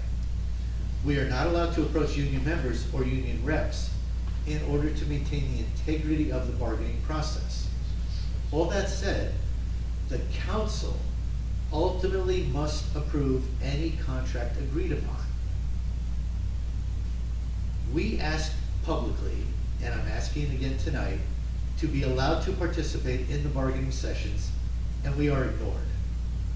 In prior years, Mayor Engelstad enlisted another council member to participate in the process, and results were achieved that satisfied both sides. Never did a bargaining process go on for 1.5 years. I don't understand why the entire council is being kept at such a great distance from this process. Again, it is inexplicable. And that concludes my comments. Thank you. Oh, no, I'm sorry. Oh, Sylvan Lake. I have one little blurb on Sylvan Lake, sorry. Sylvan Lake liaison. The Silver Lake Commission has invited the Avon by the Sea Environmental Commission and the Bradley Beach Environmental Commission to join their meeting on June 19th at 7 p.m. at the Biazzi Center here in Bradley. The Sylvan Lake Commission is continuing to explore opportunities to restore the health of Sylvan Lake, which will likely include dredging of the lake. Some funding has recently been made available and secured, and other efforts are underway to secure more federal government funding. The public is always invited to attend the commission meetings, so if anyone is interested in attending this particular meeting, please remember the date, Wednesday, June 17th at 7 p.m. here at the Biazzi Center. Now, I conclude my comments. Thank you. Wonderful. Thank you, Councilman Bertucci. Did Mayor Fox send any comments into you? There should have been something in the dais for you. Okay. Would you like me to read it? Or? Yeah, if you wouldn't mind, that'd be Okay. wonderful. So Thank Mayor you. Fox had some comments for the public this evening because he was unable to be here. He said his apologies for his absence tonight. A family matter has occurred. He'd like to wish everyone a great Memorial Day weekend and kick off to the summer of 2024. He asked everyone to enjoy the parade on Saturday morning at 10 a.m. on Ocean Avenue and enjoy the vendors on the promenade. And most importantly, he asked to join everyone on Monday at 11 a.m. in Riley Park for the Memorial Day ceremony. Thank you. I have my own comments now. The Shade Tree Commission did not meet, so I have no comments about that. The tourism did have a meeting this Monday. The Monmouth County Tourism Department sponsored the tourism wrap cards that will be available next week at the local businesses, the library, and the Borough Hall lobby. Tourism's first event of the summer is June 24th with Opera by the Sea at 6 p.m. at the Fifth Avenue Beachfront Gazebo. The Board of Ed had a meeting last night, May 21st. President Elizabeth Franks thanked the Bradley Beach Education Foundation for their generous donation to the 8th grade Washington, D.C. trip. Student Representative Calvin Barnett gave an impassioned overview of all the activities and achievements happening at the school. Congratulations to Marjorie Zaccaro for 27 years at Bradley Beach Elementary. We wish her well in her retirement. And the board also thanked board member Dominic Carrera. I added another Reva. Okay, as he steps down from the Board of Ed and resumes are now being accepted for the Board of Ed. I did want to follow up with 319 Lorraine. It has been very frustrating. I presented this, the council and I presented this idea of doing the 4 lots subdivision, getting it presented to the land use board and moving forward with this. And it's been a long process and nothing has happened since October. And I recently had an email where it wasn't 4 lots anymore, it was 3 lots. And I said, oh, please don't contact CME and make a sketch plot of this because it should stay 4 lots. These are all conforming lots. In fact, one's over 7,500 square feet. But then there was a new sketch plat made with 3 lots. It's been frustrating, and I feel everybody in the public that there has been a promise from the mayor to move forward, and we haven't seen it. And I feel like maybe we should make a motion that we get this in front of the land use board and get the preliminary major subdivision plat approved by the land use board. So, would you like to make a motion? Sure. I'll make a motion that the mayor and our business administrator and anyone else involved in the administration who's appropriate, bring these issues to our land use board to create a subdivision and deed restrictions as we've discussed since October 2023 to prepare the property for sale.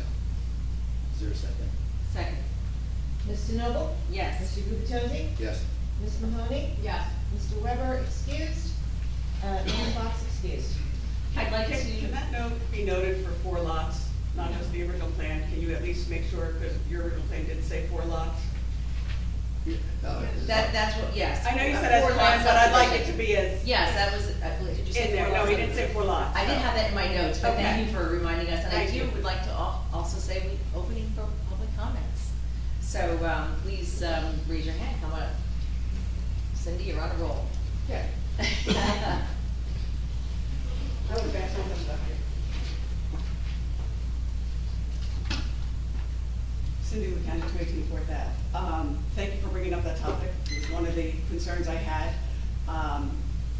because I know, unfortunately, it being an election year, you know, this is going to obviously be played as some type of an issue. And the issue really lies that Mayor Fox has done nothing for 4 years. He railroaded the referendum, we all knew he did.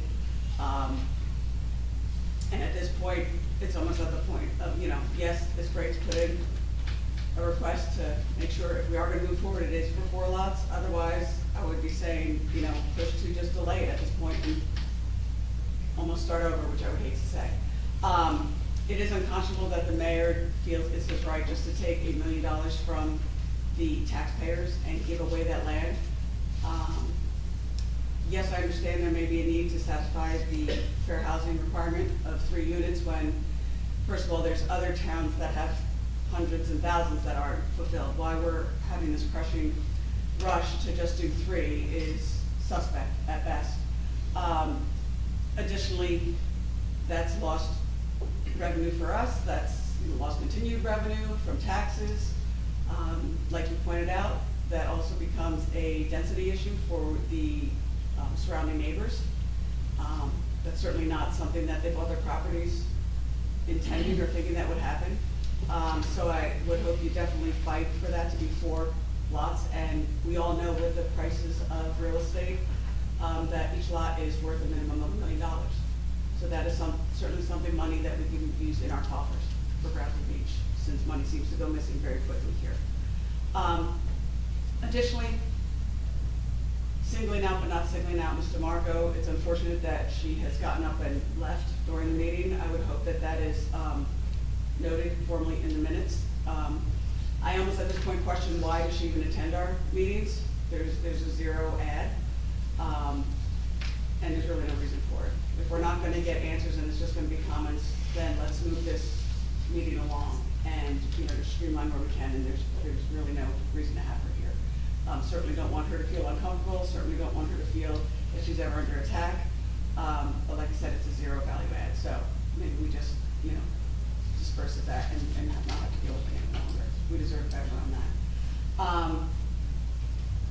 Again, knowing it is going to become an election year, I hope a lot of people are willing to step up and really fight for this town. You know, we have to believe that the good guys win in the end.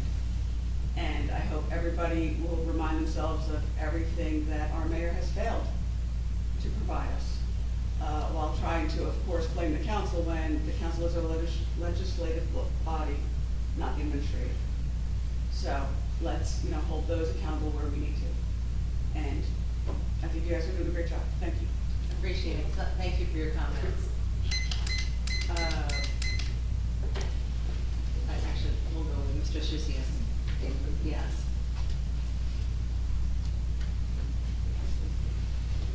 Jim Shishis, 112 Fourth Avenue.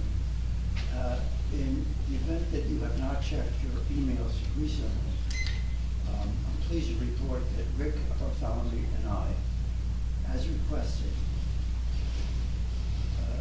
submitted to the mayor and council and acting business administrator DeMarco the requested RFP that was authorized and directed by a resolution that was adopted April 10th regarding doing a financial assessment of our sewer system. This is a pretty substantial job to do this, but it was our commitment to follow through with that, and now it's in your hands. What's, I think, exciting to me is that through this financial assessment, it will present an opportunity for the governing body to explore the potential to provide sewer service more cost effectively. It may turn out that what it says is we should not sell the sewer system, and that's fine. But doing this RFP and having a financial assessment shortcuts the process.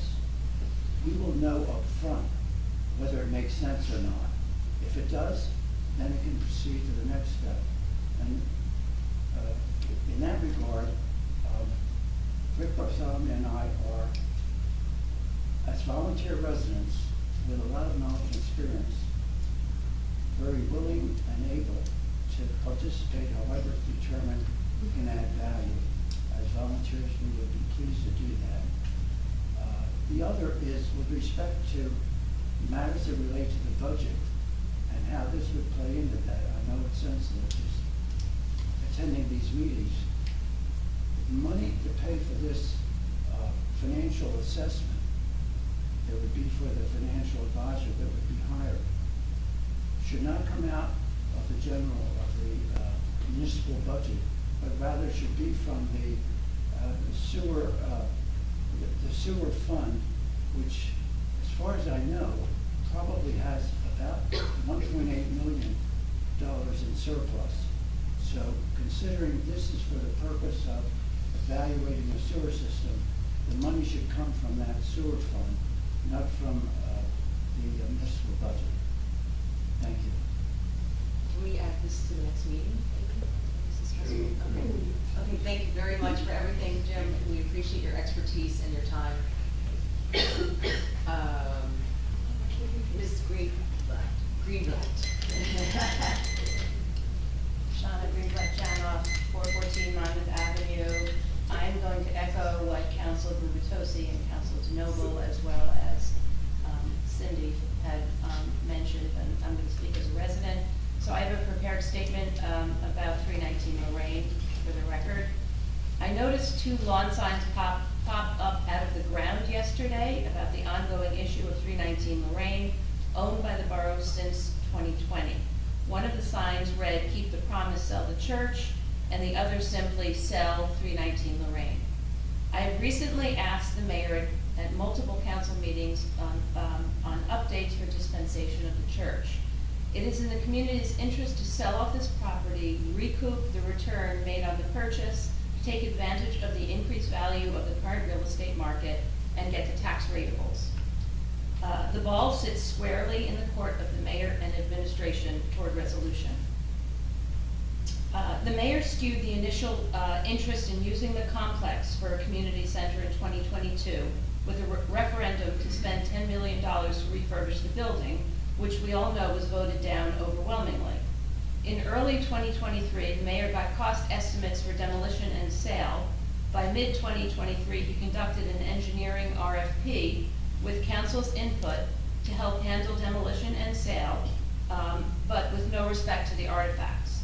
Given this oversight and in the best interest of the residential neighborhood, council pushed back, advocated for a public auction with requirements for bidders, deeded subdivision of 4 lots, and the stipulation that the buyer manage the demolition. A public auction would likely garner competitive bids and enable the borough to get full market value on its property. However, the mayor and administration did not go forward with the land use board to implement the subdivision, nor did they move on a plan for public auction. Instead, the community was told that an RFP was being crafted, but so far that is not apparent. Concurrent to this was an idea floated by the mayor to sell one of the lots to a nonprofit, specifically Habitat for Humanity, at a below market rate, and with the suggestion that one of the lots served to satisfy the borough's affordable housing requirement. 2 assumptions can be made with this suggestion. First, it would presume a variance, and second, that the property would sell at below market rate. At the time this was discussed, many concerns were raised as to its impact on the single-family nature of the neighborhood, with Main Street regarded as a more appropriate location for fair share housing. Further, the argument can be made that the borough has not enforced the developers of multi-unit construction to take on the responsibility of providing fair share housing. The mayor's idea in having the borough utilize one of these lots for fair share housing is tantamount to putting it on the residents' shoulders. Is this what the community wants? So like those who post lawn signs, I ask the mayor, if we are going to sell, then let's sell. Let's get on with this. Let's make the best decision for the taxpaying residents of Bradley Beach. Work with council, hammer it out, listen to the community, and get on with this, Mr. Mayor. Thank you. Aye. Thank you. Thank you very much for your comments. Dr. McGuire. Good evening. Dr. Tom McGuire, 610 Brilliant Avenue. I just had a few questions. I hope we're answering questions tonight, that'd be lovely. So I looked up the description of the multiple municipalities in New Jersey about the role of the VA. And every single one of them, from Tenafly, West Long Branch, all of them, they all say on it, must attend all public meetings and all council meetings. So I was just wondering if that is in our description somewhere? Do we know that? Do we have a description somewhere? Because I looked it up, I couldn't find it anywhere. Greg, do we know if we have a description? I don't know. Yeah, I looked, I didn't see it. Is there any way that, since you guys are legislators, can we legislate something that will show the roles of VA, what their responsibilities are? I hate legislating stuff like this. This just seems like should be normal, but I feel like we need to, because the last three, they barely ever left. So, and they also all answered questions. So that was my next question. Is there any way to legislate, which I think, again, despise doing, but since we are getting nowhere, is there any way to legislate a section on the agenda for questions, not just comments? Can we change the agenda to not just say comments, but questions also? And is there a way to put in the role of the VA that they have to answer our questions? You know, because I know she serves you guys in a lot of it, to the borough council, and I did come up with a loophole if we can't do that. So we love loopholes here. So if she doesn't answer us, doesn't she have to answer you? So Ms. Shissy has had some questions. If you then asked the same exact question, would she not have to answer to you, and you are not responsible for Oprah? I think.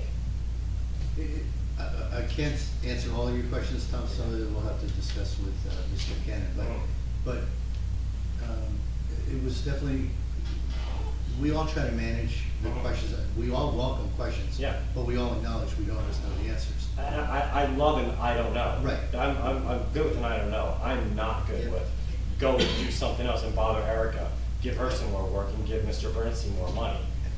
That's what that feels like. It's just push it over. And there's another challenge that all of you might not think about. You're all very appropriately asking questions that hopefully we can either answer immediately or follow up with you. But the council might not have one answer. Yeah. Why are you doing this?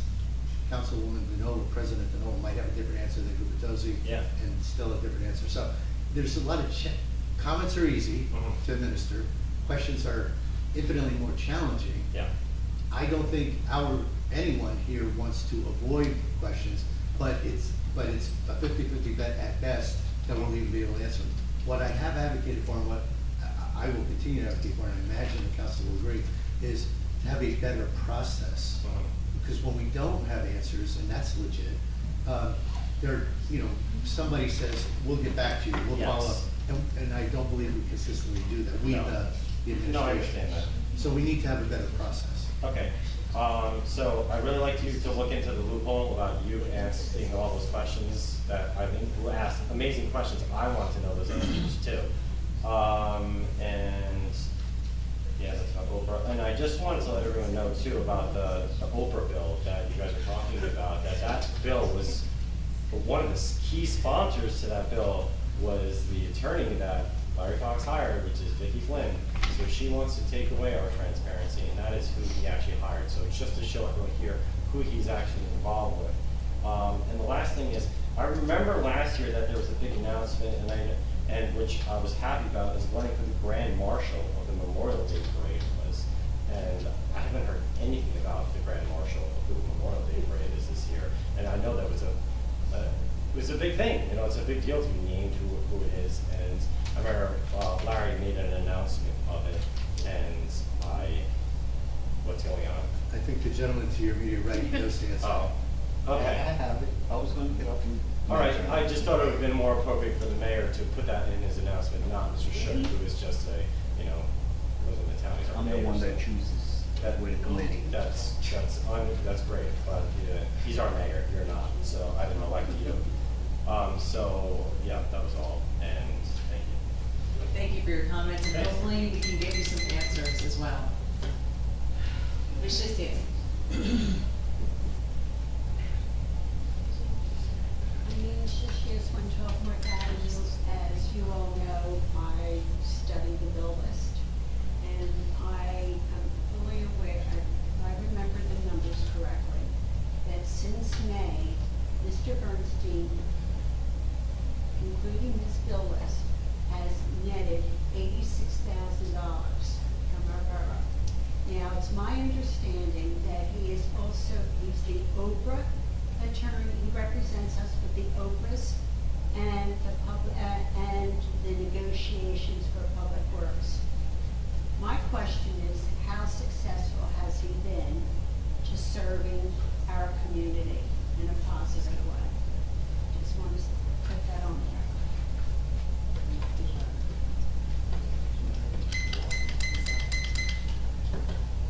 Oh, Ms. Meadow.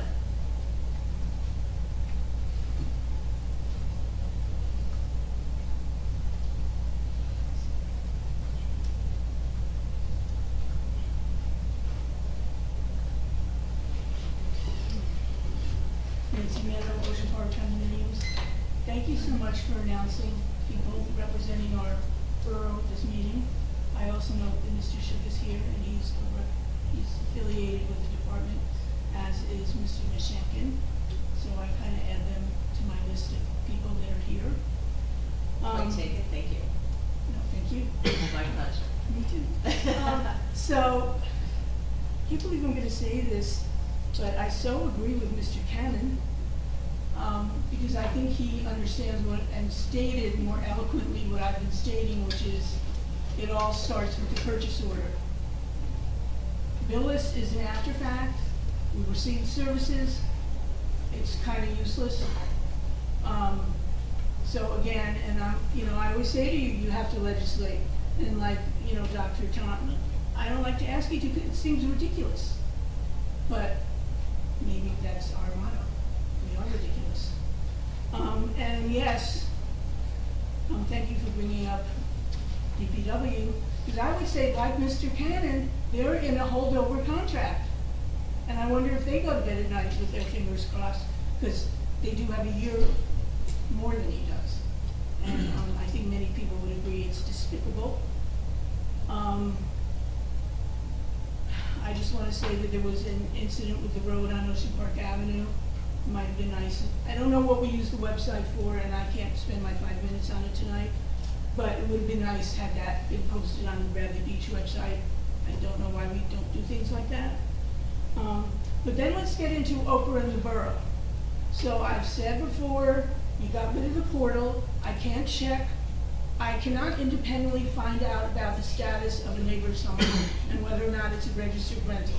So I did an Oprah. I was told I had Oprah by the code department. I opened it in December. I was told there was no registration. 3 months later, the code official did not reply to me. So I opened again to see the current status. Perhaps it had changed, because I couldn't look at the portal. I was told there had been no changes. I wrote the mayor a letter. He did not reply. That was in April. So then I was told there is no higher step to take. So I go, well, there always is a higher step, though. There's legal things. So I needed to get my facts straight. So I did another Oprah request in May to see had things changed. I got no reply, so I sent an email saying, did you receive this? Do you need another? I got no reply. Then I made 2 phone calls. I got no reply. So I stopped in. Of course, they were closed from lunch from 2 to 3, even though I left the room. My bad. Went back Monday morning, and I was told the request had been received, but it was sent to Borough Hall, who sent it to the attorney. Now, that's a problem on 2 levels. Which attorney? I found out the Oprah attorney. So now we're spending money for something somebody can look up and say yes or no. But I was told it was sent there because I made repeated requests. Yes, I made 3 requests in 5 months to get current information that I could not obtain elsewhere. When I said, why did you not answer my email? I didn't know what to say was the answer. Why did you return the phone calls? I didn't know what to say. So when you say you don't know, like, how can we cut that 3-point whatever increase, I say it's with salaries and personnel. Because from where I sit, very few of them do their work to high standards and with care. Why are we paying an Oprah attorney to have a yes or no? I'm not harassing. How would I find out if something's changed? I mean, there is a possibility that, because I don't see why it's so difficult to call a property owner and say, we understand you're renting it, these are our procedures, please comply, you give them 30 days, and if not, there's gonna be fines or other steps. I'm sure it's all in a code somewhere. So, from where I sit, there are numerous people involved in this that did not do their job properly.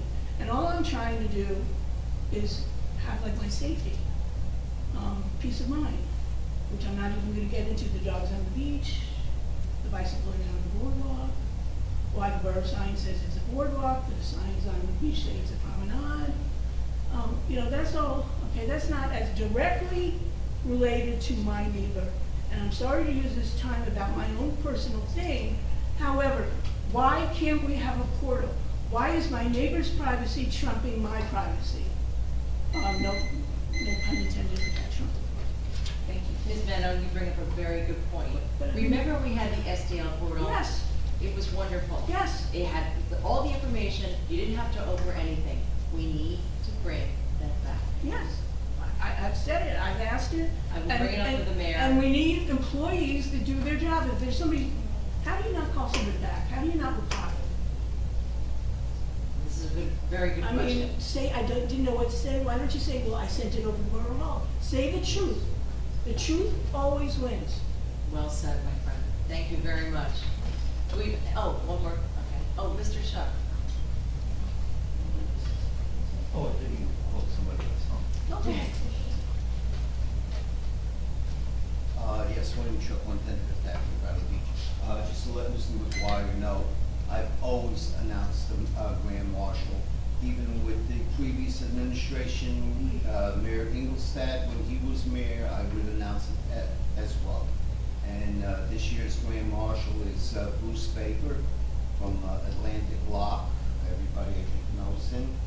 And he is the Grand Marshal as well as the guest speaker on Memorial Day on Monday at 11 o'clock in Ryan Park.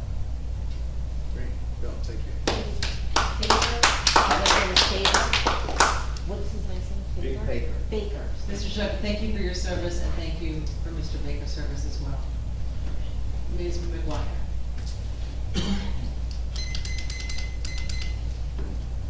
Brigitte McGuire, 610 Brindley Ave.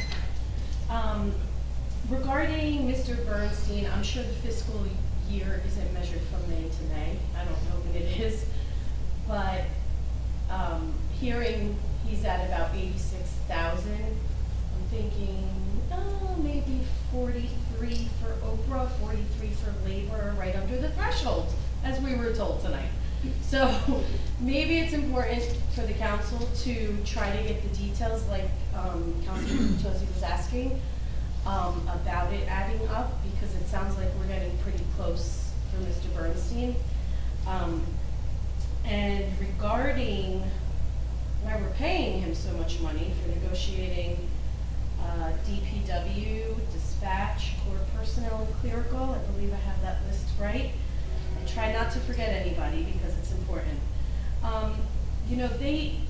There was a cry for help here from Nicole Browning, representing everybody from DPW, dispatch, court personnel, and clerical, for the residents, to really stand up for them.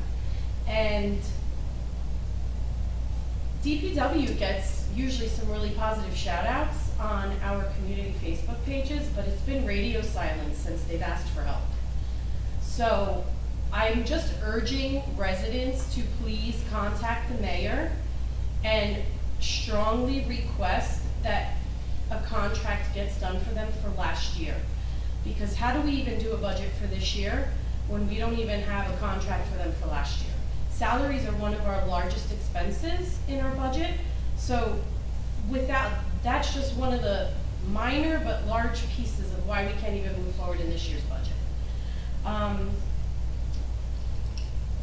Regarding the church information we heard here tonight, it's so frustrating that we paid CME to sketch something up with only 3 lots. Back in October, I said this to Mayor Fox before, it was so refreshing at that meeting to actually come to a common ground about the deed restricted lots. He even said at the end of the meeting, you know, it was a positive perspective, and to have the 4 deeded lots, I don't even know if I'm saying this right, but you know what I mean, 4 lots to sell this property, and then we were hit about RFPs. Meredith DeMarco told us about RFPs we were getting for this property, I want to say in maybe February. And residents had asked time and time again, what are these RFPs? What are they? What are they? And the mayor said, we promise we'll share them. And we kept asking, and we got nothing about these RFPs. So I'm all for people displaying their signs, because I've got a few on my lawn. However, I pray that we do not go into this election season with this church dividing this town again. It was the largest poison we had in this community, and we just deserve so much better. If people want to put signs up, Mayor Fox, stop stalling the church. That would be a great sign, because we have been asking, you know, the people who come to these meetings have been asking for him to move forward. So I just wanted to put that on record that, you know, selling the church, keep the promise, I don't know what that means. I don't know who that is, who it's talking to, but I needed to put on record here where that stall is, like other people have done the same. But I would hate to see that this goes right into election season and it becomes another poison to the community, because we deserve much better than that. And I just wanted to reiterate, as I promised I would keep doing, not only has Mayor Fox been stalling this church property, Mayor Fox was also the same person who admitted last June, I think it was, that he moved money in and out of the tourism trust. Then come this year, he took Council President DeNoble off of tourism liaison and appointed himself.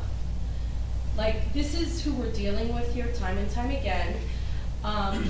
Under Mayor Fox's term, we had $434,000 of COVID funds that were given to us, and there's nowhere to be found, as well as $1 million from the 2022 audit. So I just wanted to get that back on record. Thank you. Thank you very much. Mr. Cohen. Thomas J. Cohen, 612 Stewart Avenue. I want to thank you for your revisions on the resolution for Oprah. And I do want to point out that Oprah has worked here in the borough of Bradley Beach, because the Oprah requests exposed the sham of the Lobster Fest in terms of the taxes that weren't, tax documents weren't being submitted, liquor licenses were being acquired with improper information and not truthful information. That was from Oprah. It also exposed Mayor Fox attempting to sell the sewer system and also taking meetings with developers to sell the DPW.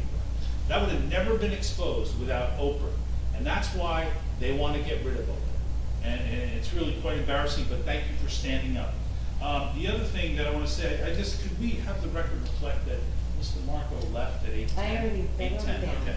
Thank you very much. So those are a couple items, but the budget is another thing. We have a house fire here, a financial house fire, and we have a CFO for 10 hours a week. This is the biggest problem we have. We can't track money. Nobody can answer anything. Hire a CFO for $150,000. Have them at these meetings. Have them in this building every day. because the house is gonna be gone. I mean, it really is, and the oversight is really quite embarrassing. I do want to tell a story about why I love the open public bidding process for the church property. In the middle 90s, Belmar had a lot that they acquired through tax foreclosure. It had an old rooming house on it. They tore it down. They put it out for bid. Minimum bid $80,000. Nobody bid. I happened to read about it in the CoStar. I had a client looking for a lot. I called Mayor Pringle and I said, Mayor Pringle, you didn't sell that lot. Would you mind putting it up for auction? He said, TJ, I'd love to. So they put it up for auction. My clients come in, they put their $10,000 check down. Turn around, 6 other people put $10,000 checks down. My client bids it up to $92,000, it sells for over $105,000. Ken comes over to me at the end of the meeting, thanks so much, TJ, appreciate you helping out, Belmar. So that can happen here in the Borough of Valley Beach. Historically, that's the fair and open, honest way to do it. Let people come in, write their check, come in and bid. I bid this, I bid that. Let's make some money for the Borough of Valley Beach residents. Because that 13.2% increase last year was really nice. Thank you very much. Thank you very much. Any other comments? Zoom? Just a quick reminder that the parade is this Saturday at 10 a.m. and the Memorial Day ceremony will be at Riley Park at 11 a.m. and we will be honoring the men and women who died while serving in the U.S. military. We are the home of the free because of the brave. Thank you everyone for being here tonight. Have a wonderful evening and good night. I'd like to make a motion that we close this meeting. Second. All in favor? Aye. Have a great Memorial Day weekend, everybody.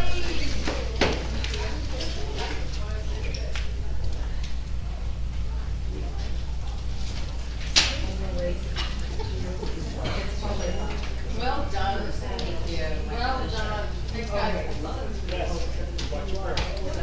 Thank you. Nobody got into it? It's good. We are the best. Yes. You guys are awesome. I didn't know that today, we were out celebrating. I was from the whole round. Oh my gosh.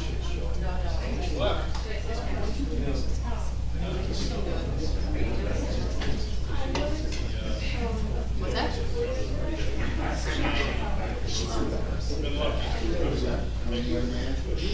It's wicked.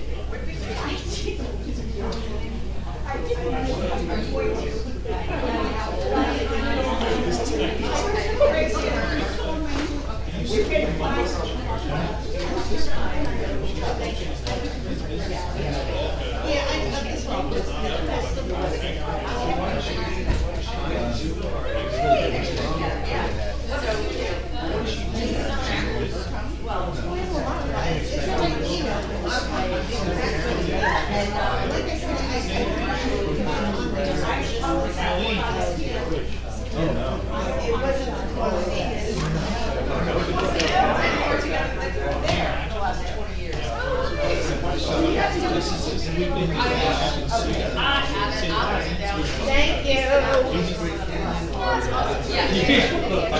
He's in Pennsylvania. Yeah.